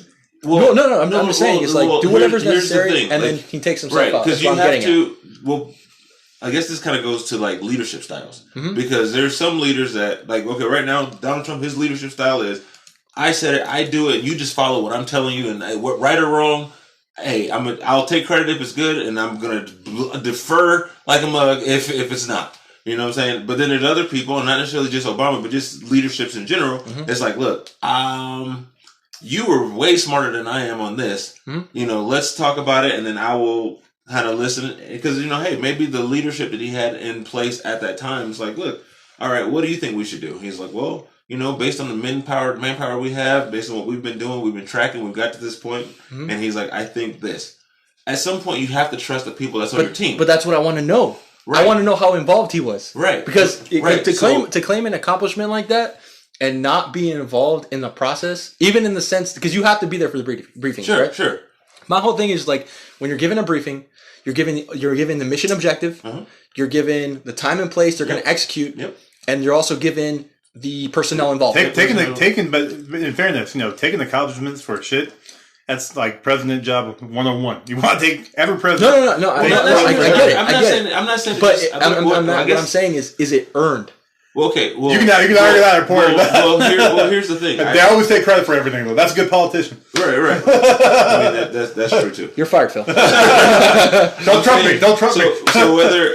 So whether it's about this task, or even if whether it was trying to get Osama bin Laden or trying to figure out the way to deal with homelessness, either way, Trump, Obama, whoever, they're not personally in it. They're just sitting in the briefing. So when HUD comes in and they're like, hey, look, this is our housing situation.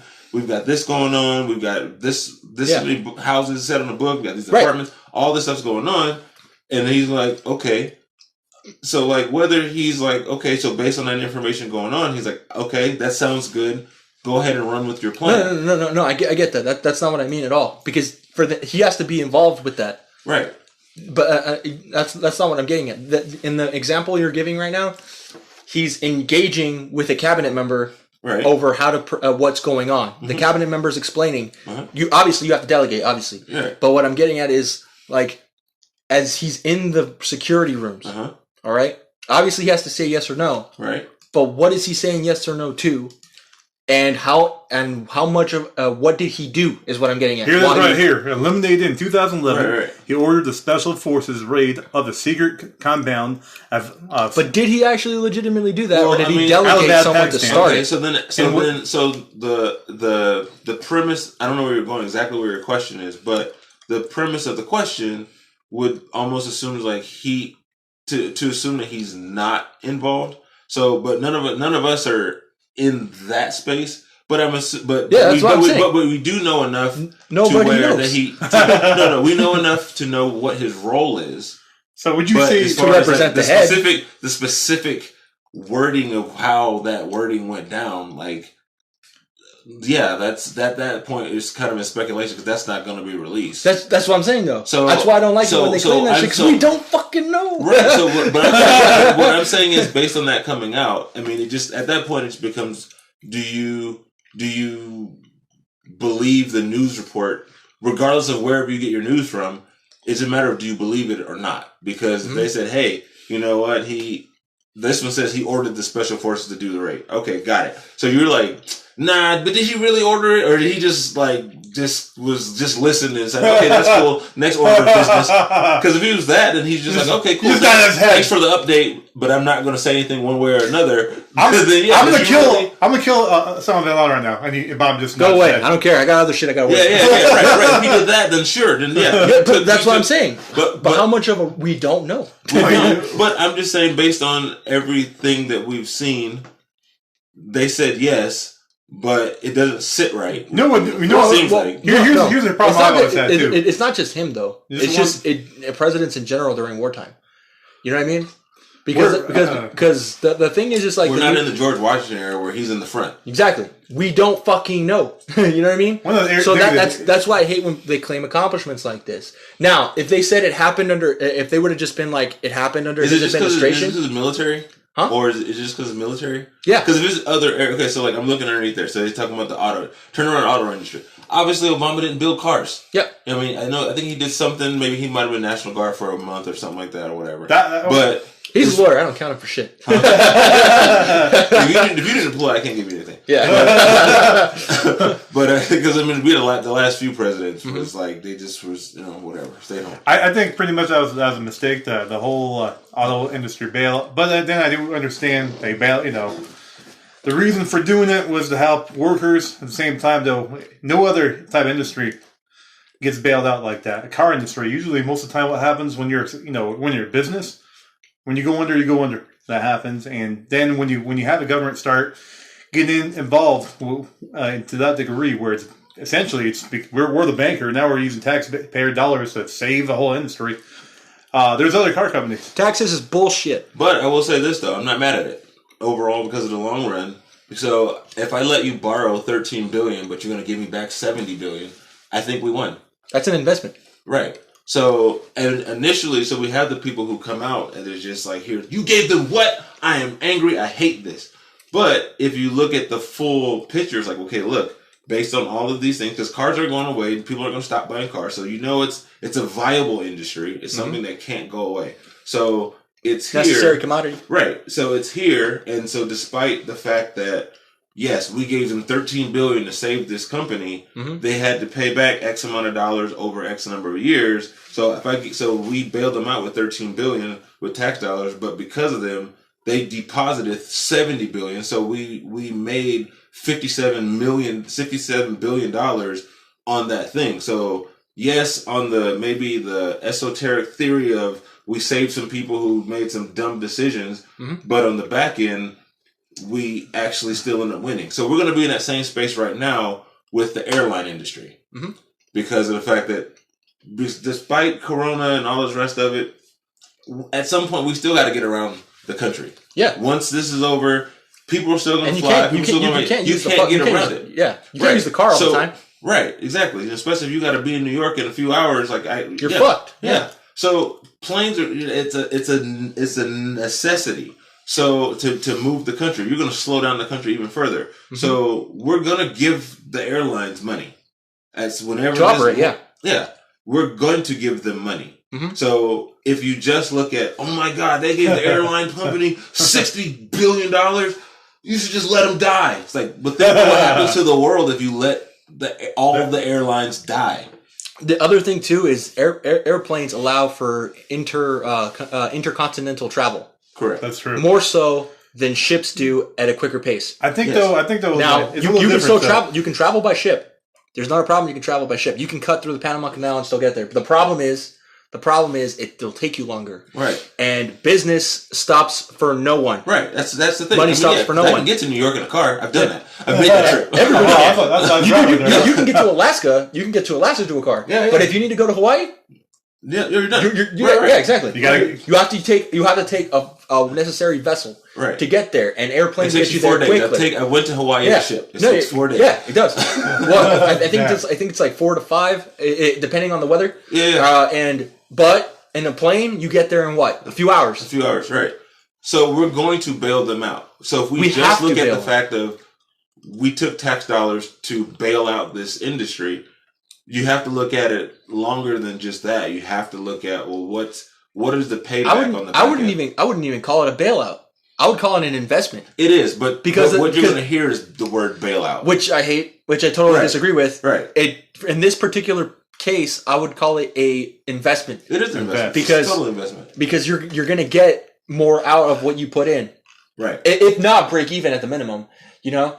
And my whole thing is just like, when it comes to necessary commodities, we need them to function as a society, because money stops for no one. No. And having airplanes function is one of those things where I would make it a necessary commodity. Definitely 100%. Cars is another one, because transportation is huge. You have to. And it's not just for people, it's for products, produce and shit like that too. Right. That's why truckers are considered an essential business. They are, yes. So that is why I know it sounds like it's a lot of money, because you are burning a lot of fucking money. Right. But that's money that has to be spent. Right. You're always going to spend money, but at least this way you'll see a return. You'll see a return. Right. If I took $60,000 and put it as a down payment to our house, it wouldn't be seen as foolish. No. But if I took $60,000 and I went and bought video games, and I just bought some rims, or I bought a chain or something like that, it'd be like, what are you spinners doing? on a bicycle. Yeah. Well, we have to ask a question though. Here's the question about that: is do we want a government to be infringed or greatly invested? The government pretty much owns GM now. What do you mean? What do you mean? They own the company. Basically, are you talking about the federal government? The federal government, right? Taking stock in a business? Absolutely. Do we want that much type of money drawn? Because if the company takes over everything, we have a situation called China. That's basically what every corporation is owned by the government. We have that sort of type of situation. So, do I agree with intervention to a degree? Yes, of course. If I were president, if it's a necessary commodity, I would make sure that I am a non-speaking stockholder. Well, I would, because they would need money to survive. Right. So I would invest some money, but it has to be a necessary commodity, like airplanes. Right. So it would have to be a necessary commodity. Exactly. Well, you have to think about this too. Well, the necessary commodity part is what makes sure that your money's going to come back. Yes. Okay. That's part one. But part two is there's always an exit strategy. Yes. So that's the part of your point, Phil, that's like it's kind of left off the back end is. So yes, they're going to go and they're going to bail out Delta and American and all these people. They're going to give them the money to keep them. Yep. They're going to give them the money that they need, and they're going to say, okay, here's the deal. Here's what you now owe us. Each of you guys owe us $10 billion, and you have over the course of the next 12 years, you're going to pay us back X amount of dollars. Payment this plan. Percentage. Yep. And at the end of 12 years, then you guys go back, and now you can go back to paying out your investors and all the rest of stuff. But first, you pay us back. Yeah. It doesn't go to your investors. It doesn't go to your CEOs. None of that stuff. There's nothing in yours for the next 12 years. Yes. After 12 years, then you guys can operate back how you were, because by that point, you guys should be fully vested, except me on my conspiracy side. Every 12 years, we go through this. So in 12 years from now, we'll be in another one. I don't know what's going to cause it. This one was Corona 12 years ago. It was 2008. To answer your question, Phil, as president, if I were president, for example, airplanes, I would definitely do that, because that's a necessary commodity. But the thing is, you need airplanes. Airplanes affect business because of travel. But I think time lost, farming money. I think when you're talking about internal, when you're talking about economy that has to do with your home rather than outside. No. Here's one of the problems. With a plane. Here's one of the problems that we do actually have right now. As we stopped, I think one of the reasons why Trump did get elected, because he had the idea of he's actually kind of gone against the conventional Republican, free market all the way. We don't worry about where the stuff is being manufactured. We had a lot of stuff that happened over this process where we had your question specifically, what if I were in our government, would I put money into a commodity? Only in a necessary commodity would I do that. Yeah, and that's where it gets tricky too. Airplanes, agriculture. Sure. Say for example, infrastructure. Those three things right there. Right. I would put money into that because that shit is necessary. Like, I'm not going to bail out Macy's. Sorry. Sorry, you guys, it sucks. I'm not going to bail out. That's where it kind of gets a little hairy, though, because what's considered I'm not going to bail out Dollar Tree. Fuck you, Dollar Tree. Right. You know what I'm saying? Like, fuck you, 7-Eleven. I don't need your goddamn Slurpee. Right. Yeah, get the fuck out of here. They didn't come in and save Kmart. They didn't come save, Circus City. That's what Toys I'm saying. R Us even. Like, none of these places. That's a good point that you brought up over there. Toys are not us. Toys are you. Fuck yourself. It does kind of stifle the market. It's unfair for a lot of shareholders that lost all their money. There's thousands of people that had invested into GM. Sure.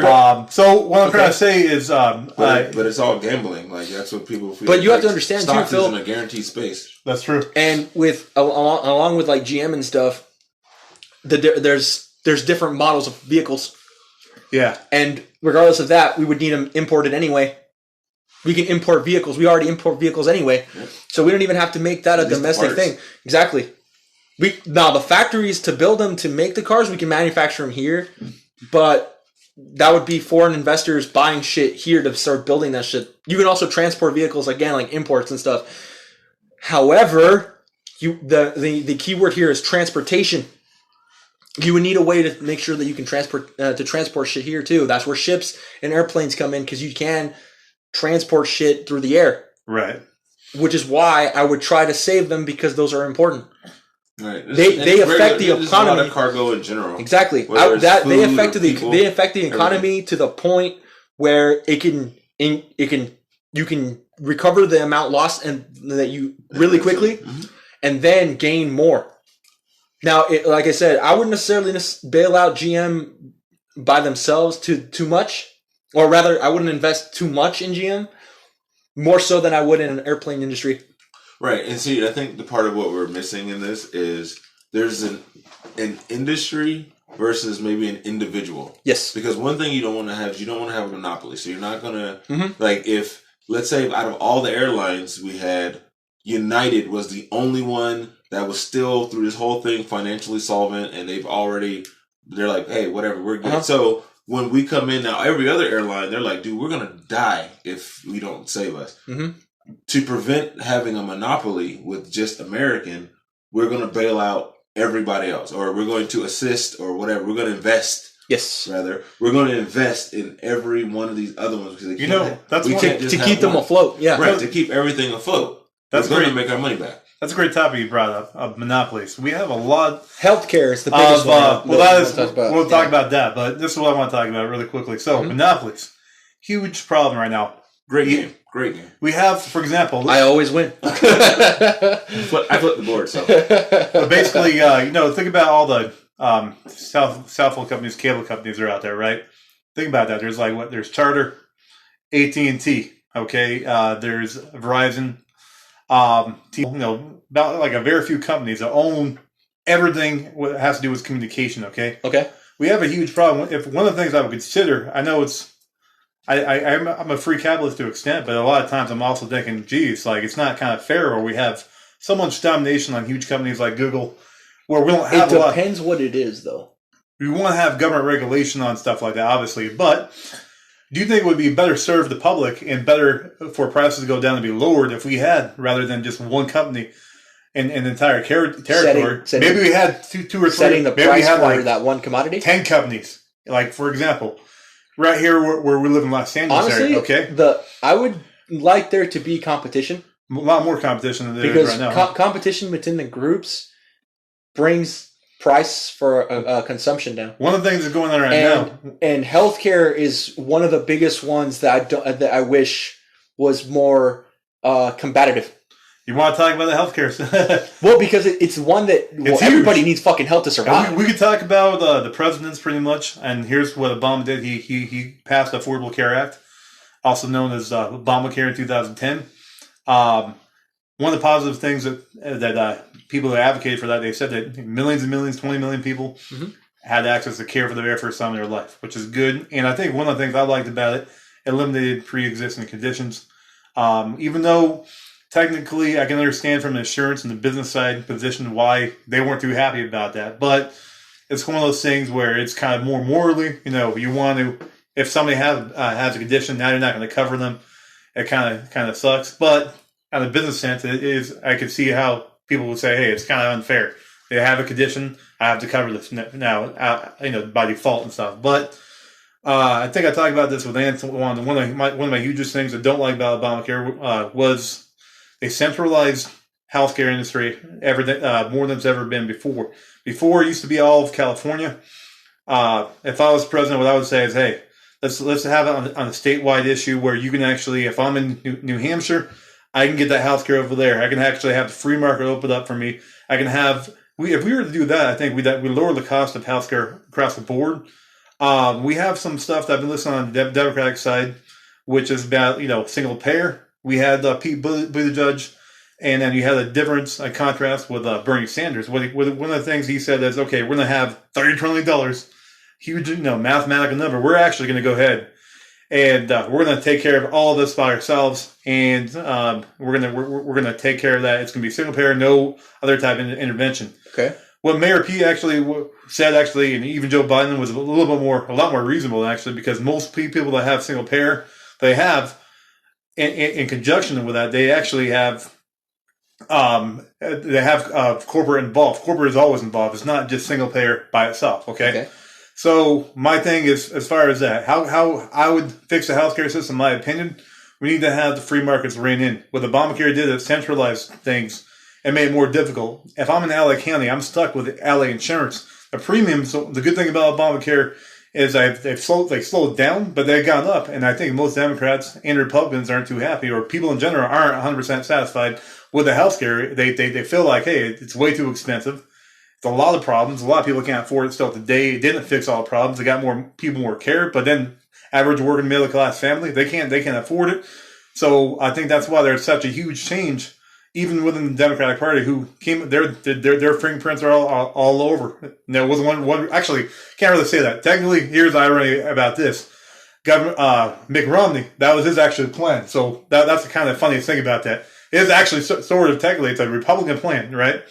But it got transferred into the Obama administration. So that's how I'd fix it. I'd say, hey, let's do it across state lines where I live here. Okay. I don't think healthcare should be free, because I don't think it's financially possible. I think it would be actually better to have it low cost and affordable, and which would actually transition to better quality. Okay. What's your opinion on that, Shane? I would rather take it out from your check as taxes. So you would rather have a straight tax type of thing? Yeah, because what the fuck are you paying taxes for? Okay.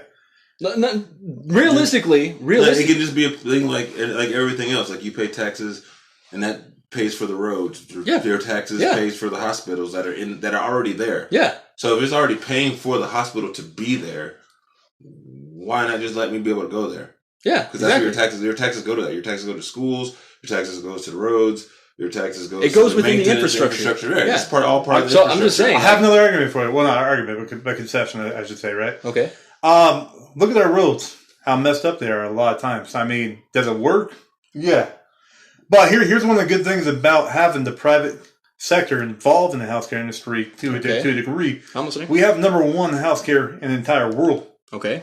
We know that if coronavirus, for example, by ability to combat it, or by, because I don't think the problem is it's the money, bro. It's the problem. It's the money. Is the access. For me, it's the money, dude. Right, that's what I'm saying. We lack okay, access to it. So we might have the greatest scientists, the greatest doctors in the world. Yes, but if only 30% of the United States actually has access to be able to go take advantage of it, then really what's the thing? Okay. But that's why I said just take it out of my taxes. I'm already paying for taxes. The fuck?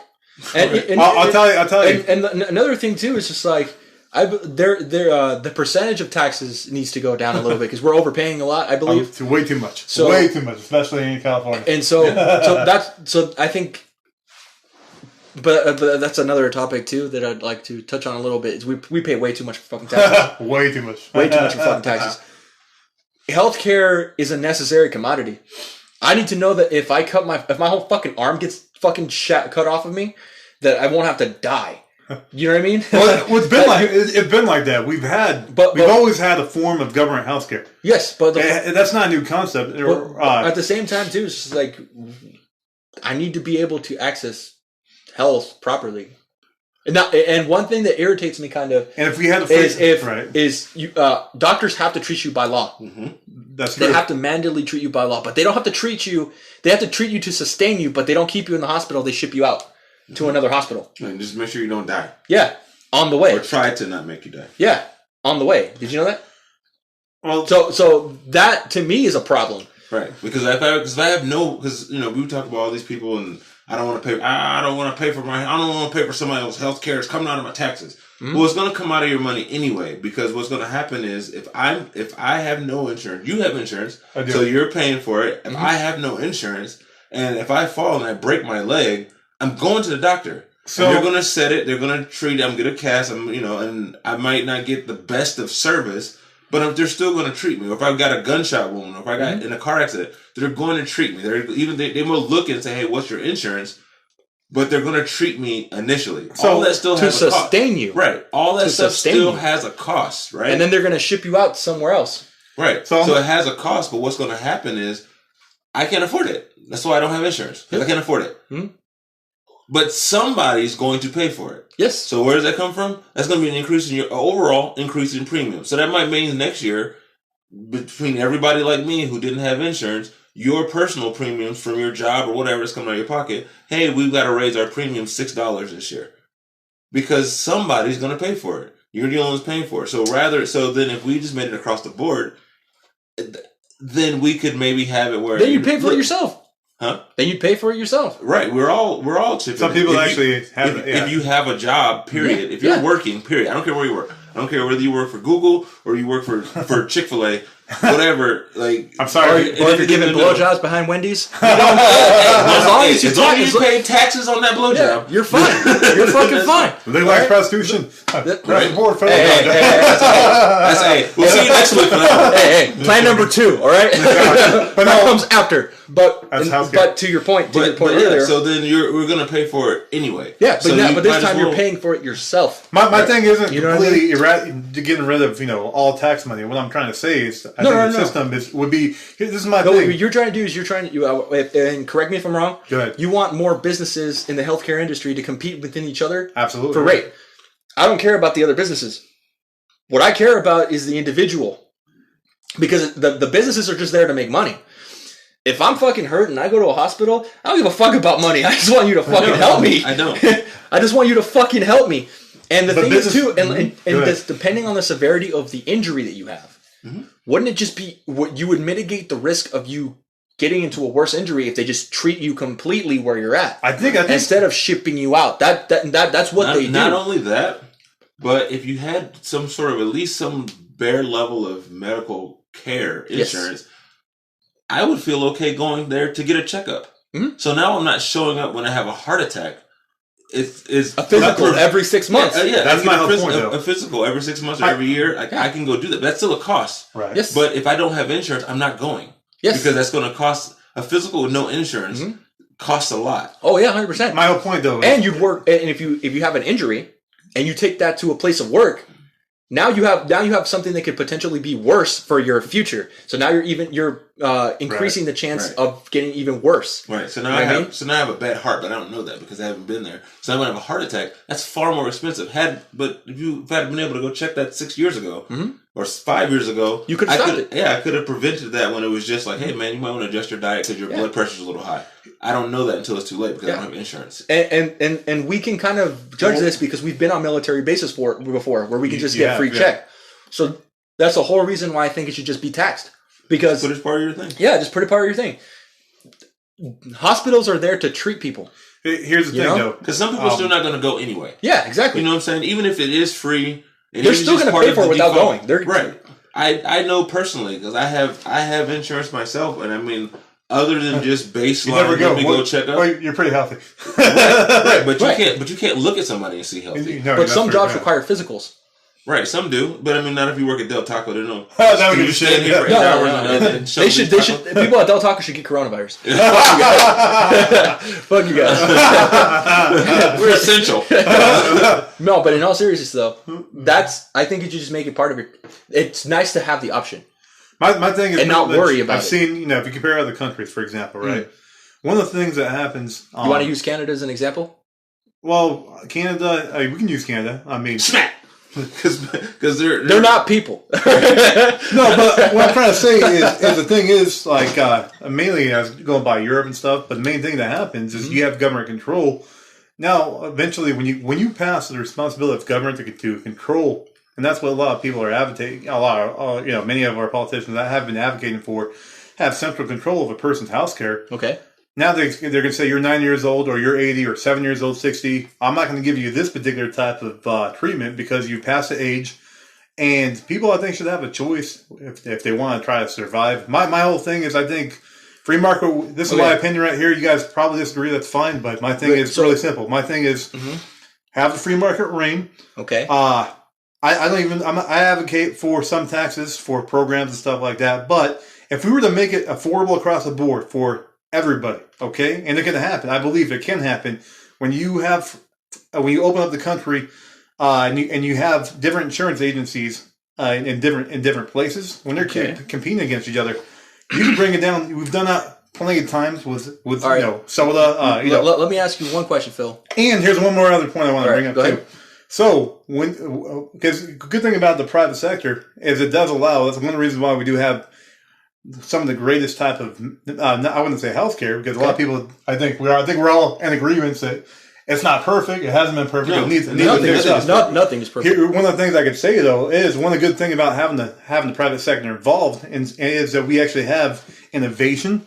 We have competing agencies. We actually have stuff for cures for new diseases. Some of that stuff gets lost when you have total control by the government. Okay. Because, for example, I don't want to use this, but remember the website that happened during the Obama administration that failed and crashed, right? Okay. If they had a company like Google, for example, that ran that platform, it probably would have been smooth sailing and ran because those people in those industries, they specify in that specific type of situation. Okay. That's why I think, healthcare industry we shouldn't be thinking about single payer. For one, it's too expensive. Okay. For secondly, I think if we were to have who has majority of the money, it's corporations. So here's my question, Phil. Give a price to healthcare. Price to healthcare? Yeah. Price or value? Price or value? Value. It's a hard question to answer, right? Right. Like how much? That's my point. How much? How much is your wife's life worth? Yeah. Which is what? That's exactly why I don't want the government to intervene. But that's the thing, though. By taxing your shit, they're not intervening. You're paying for your own health care. But we already see examples of that in other countries where they're saying you can't have a particular type of. But that's the government. That's the government setting restrictions. You know what? I think we'd have to dig a little bit deeper than surface on a lot of those things. Because we don't look at a lot of the deeper issues with this. So, for example, we like to compare ourselves to Canada and all these other places that have free healthcare. But one thing that we do that they don't is we police the world. So, how much money do we spend on military more so than the rest of them? So, because that's that many billions of dollars that we spend on that that they're not, and we got their back because they were called, hey, Hungary's bothering us. Can you come save us? Sure. No. Sure. But they fuck you, Hungary. And then we do it anyway. No. But here's the thing. But a lot of those countries, they keep us on retainer. Is what they do. We get money from them because they're like, hey, in order for us, that's why we dip our nose. When a lot of people say, why are we always in everybody else's business? Because they pay us to do this. Because they keep fucking bothering us. Right. Right. I'm saying, but we're like the security company. Yeah. We just walk around the mall, and if something happens over at the pretzel company, I agree we with run you. over there. I agree with you. Because that is how things are right now. But what I was specifically getting at is healthcare as a commodity. Yeah. Okay? If, based on what Phil is saying, with having private sectors and all that stuff like that, he doesn't want government to over-interfere, correct? Is that what you're saying? Yeah. Okay. Well, my whole thing is just like, I don't want them to have a say either. At the same time, if healthcare has a price, that price could go up, and my salary might not be able to match it. Correct. Well, we have a thing right now, though. If you look at the apartments and housing industries, right? We do have a lot. But I don't want just basic care, bro. I want to be able to just. If you don't want basic walk care, in and don't worry about it. If you don't want basic care, then you definitely don't want to advocate for total government control with just taxpayers. I'm not. But with tax paying for your own health care is important. I'm not saying it isn't, but at the same time, too, this is my argument. But each individual company, if I want the best transition between the best type of healthcare for myself and to have the option to be able to actually, number one, healthcare and actually have it affordable, that involves the free market, in my opinion. But the problem is that there's a pay scale. There's a pay scale. What you're saying, that if you pay this amount, you'll get basic healthcare. If you pay this amount, you'll get this added perks. I don't want that right now, because at that point, then you have to pay more to get more. Does that make sense?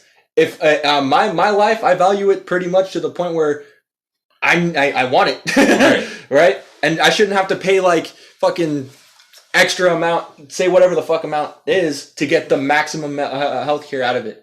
When your job is your job. My argument is pretty much simple, though. You're going to get a standard across the board. What if, for example, when you have more freedom and you have more options, okay? Okay. If I have where I can actually find a provider out there, if I were to do it across state lines, now it's hard to think about that because we've never actually had that type of healthcare, right? Where you actually have that type of freedom. Mm-hmm. But I can choose the best type of healthcare. Why would I want to be kind of, I guess, that's all that's available? What do you mean the best kind of healthcare? Like, what does that even mean? Because to me, the best kind of healthcare is if my fucking leg is cut off, I'm gonna be able to be okay. I don't want to laugh right there. They're gonna give me no, but that's fair. But like, what what that's what it is to me. Like, what is the best? To you, Phil, the best type of healthcare comes that's to subjective. The consumer.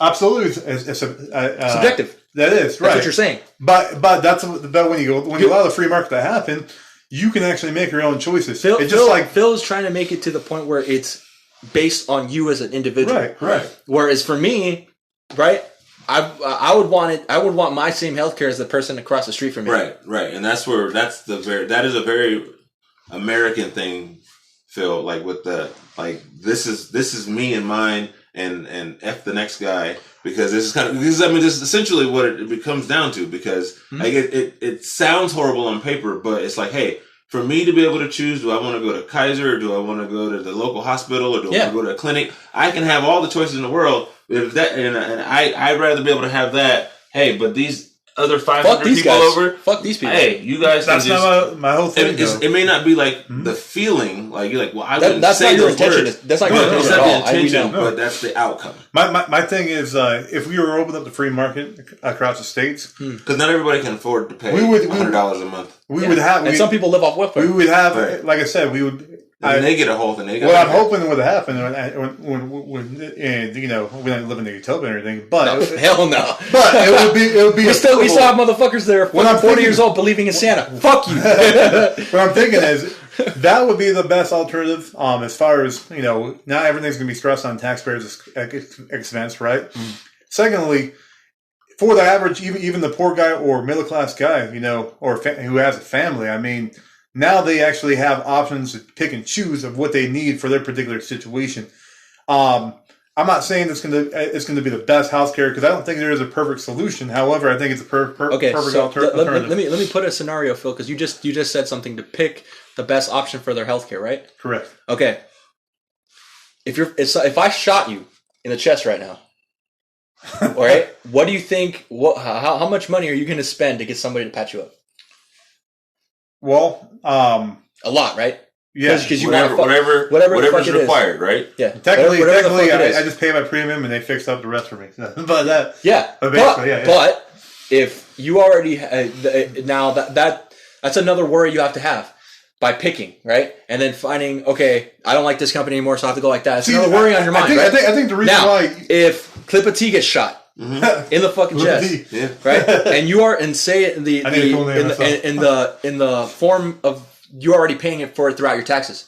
Right? Is that another worry you have? No, because you're covered, right? I'm just going to go to the doctor, and you're going to get them exactly. You're going to go to the doctor. You're going to get maximum health care because you've paid for it already. I've already prepaid. See what I'm saying? And it's not, and the cost is not going to be as exorbitant as what people think it is, because not everybody wants to go to the doctor. Nobody sits there all day. Hell no. You know what I'm saying? Even some people use it as a negative stigma of going to the doctor. They think of you as a pussy. Right. It's like, your arm hurts? Your arm hurts? Whoop-de-fucking do. Right. You know what I'm saying? Look, I'm fucking sick and I'm still out here. Yeah, you know what I'm saying? I'm still going to work. Mm-hmm. So people who just aren't going to go. So, but I'm still paying in. Yeah. So I've sitting here. You're doing your parts. Yeah, you're doing your part. It's the same thing with even car insurance. Car insurance is mandated. We all have to have car insurance. You get to choose how you want to do it. Except New Hampshire. What? New Hampshire, yeah. What I'm saying, but where we are. They're aliens. Yeah. They're too close to Canada.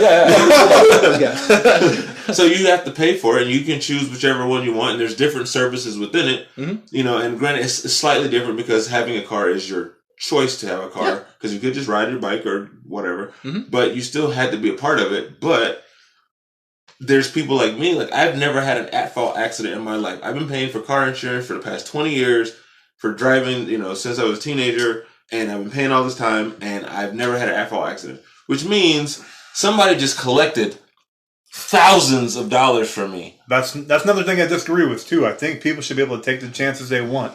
I don't like the whole thing where you had a mandated, and I thought it was illegal too because the Supreme Court actually changed the language of what Congress proposed to make it to be the legal elements. Originally it was going to be a fine, transformed into a tax. I thought that was one of the biggest oversteps in government. There's been several, but that was definitely one. That was state level, not so much federal. But my whole thing, Phil, is that I would like if I got fucking shot or something or had a severe injury. Knowing that I'm going to get the maximum health care and not have to worry about the money because it's already been. I'm not saying that not to have that within your own state or even across the board have a slight tax. Mm-hmm. I'm just saying that I think as far as the best alternative, because here's you're saying the quality of the is going to go down. And here's a choice.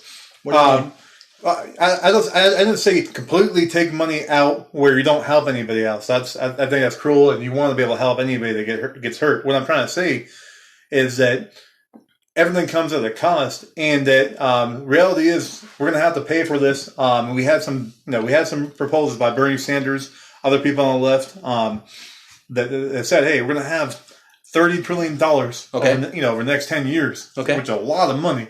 Add on to our debt for our kids and their kids, etc. and stuff. We're going to pay for that and stuff." Which is never going to go away. We're always going to have a debt. The thing is, pretty much too, is basically. That's as far as actually having to have the best adequate situation. Mm-hmm. You want if we had the free market rein in, which it isn't, it's all centralized right now, just in Los Angeles County. That's all I can get as far as my care. Mm. We've actually centralized it. We've made it so these insurance companies are getting filthy rich, basically because of the fact that you guys are all in this sector right here. Okay, that's your healthcare provider. So you only have like a very few people. See, that's the thing. Like people don't realize, like it's centralized so much. We only have maybe 2, 3, maybe 4, actually, insurance companies in California. No, we don't. We have more. Well, I mean, more in LA County and stuff. No, more. Well, we do, but it's all centralized inside here, though. I mean, like we're at. I don't want to say it because where we're at and stuff. We do have a bunch of insurance companies. However, it would be a lot more widespread. In some places, it is like what I'm saying about where you only have a couple. Maybe not we're in Los Angeles. But if you go with other states and they're in a small community, what do you have? You have 2 insurance companies. So one of these things that can be avoided to be able to actually prop that up is to have the free market rein in. The only thing I will give you within that is the only thing that I can see that could be potentially any kind of a problem. I'm gonna leave you with this is how schooling is. Because the quality of school is based upon the local taxes of that area and the test scores. Well, the test scores help, but the thing is, if you live in an area where the average cost of your house is $1 million, $2 million, the tax on that, you can afford more things to help your school. Yep. Those people in those areas where the houses are really expensive, those are the schools that have swim teams and field hockey and all this extra stuff like that. Yeah. But meanwhile, you go to your other high school where your average family home is, maybe 300,000, 200,000. Yeah. So you're going to even less. That's a lot less taxes that you're receiving from that. So now you only get baseball, basketball, maybe track, maybe volleyball team. And maybe only one foreign language, just the bare minimum to get you through the state requirements. Right, exactly. Yeah. You're just going to have a bare minimum school. Mm-hmm. So in that, I will see where you're saying, and I will say, okay, I can see where an issue could come into play. Because if they do it, maybe the tax is based upon where you are. You may collect more in this area and fewer in here. But that would just become, you just have to play an accounting and just level out the funding. And, so that way everybody can can something. It was awesome to have you on here. Thanks for being on our podcast. Absolutely. I'll be back anytime you want. And also, in case you guys want to hear where he's at, his podcast is called Ship Hop Hour. You can follow me. I'm on Instagram, Thorogood World, THOROGOOD World, or the Ship Hop Hour, THESHIPHOPHOUR. So tell us. Hopefully Welcome to Free Think. Hopefully that if you guys have any, we want to hear what your ideas are. So you can email us at thinkforfree@02.com. Again, it's thinkforfree at thinkforfree02@gmail.com. Again, on behalf of Phil and myself, thank you, and Clipper T, for joining us. For being Appreciate here. Wonderful advice over here. Yeah, wonderful man. discussion. So thanks for being here, man, and we hope to do this again soon. And hopefully be sure to give us a shout out on your channel. All right. Yeah, Sayonara, all right, guys. man. Bye-bye. Bye-bye.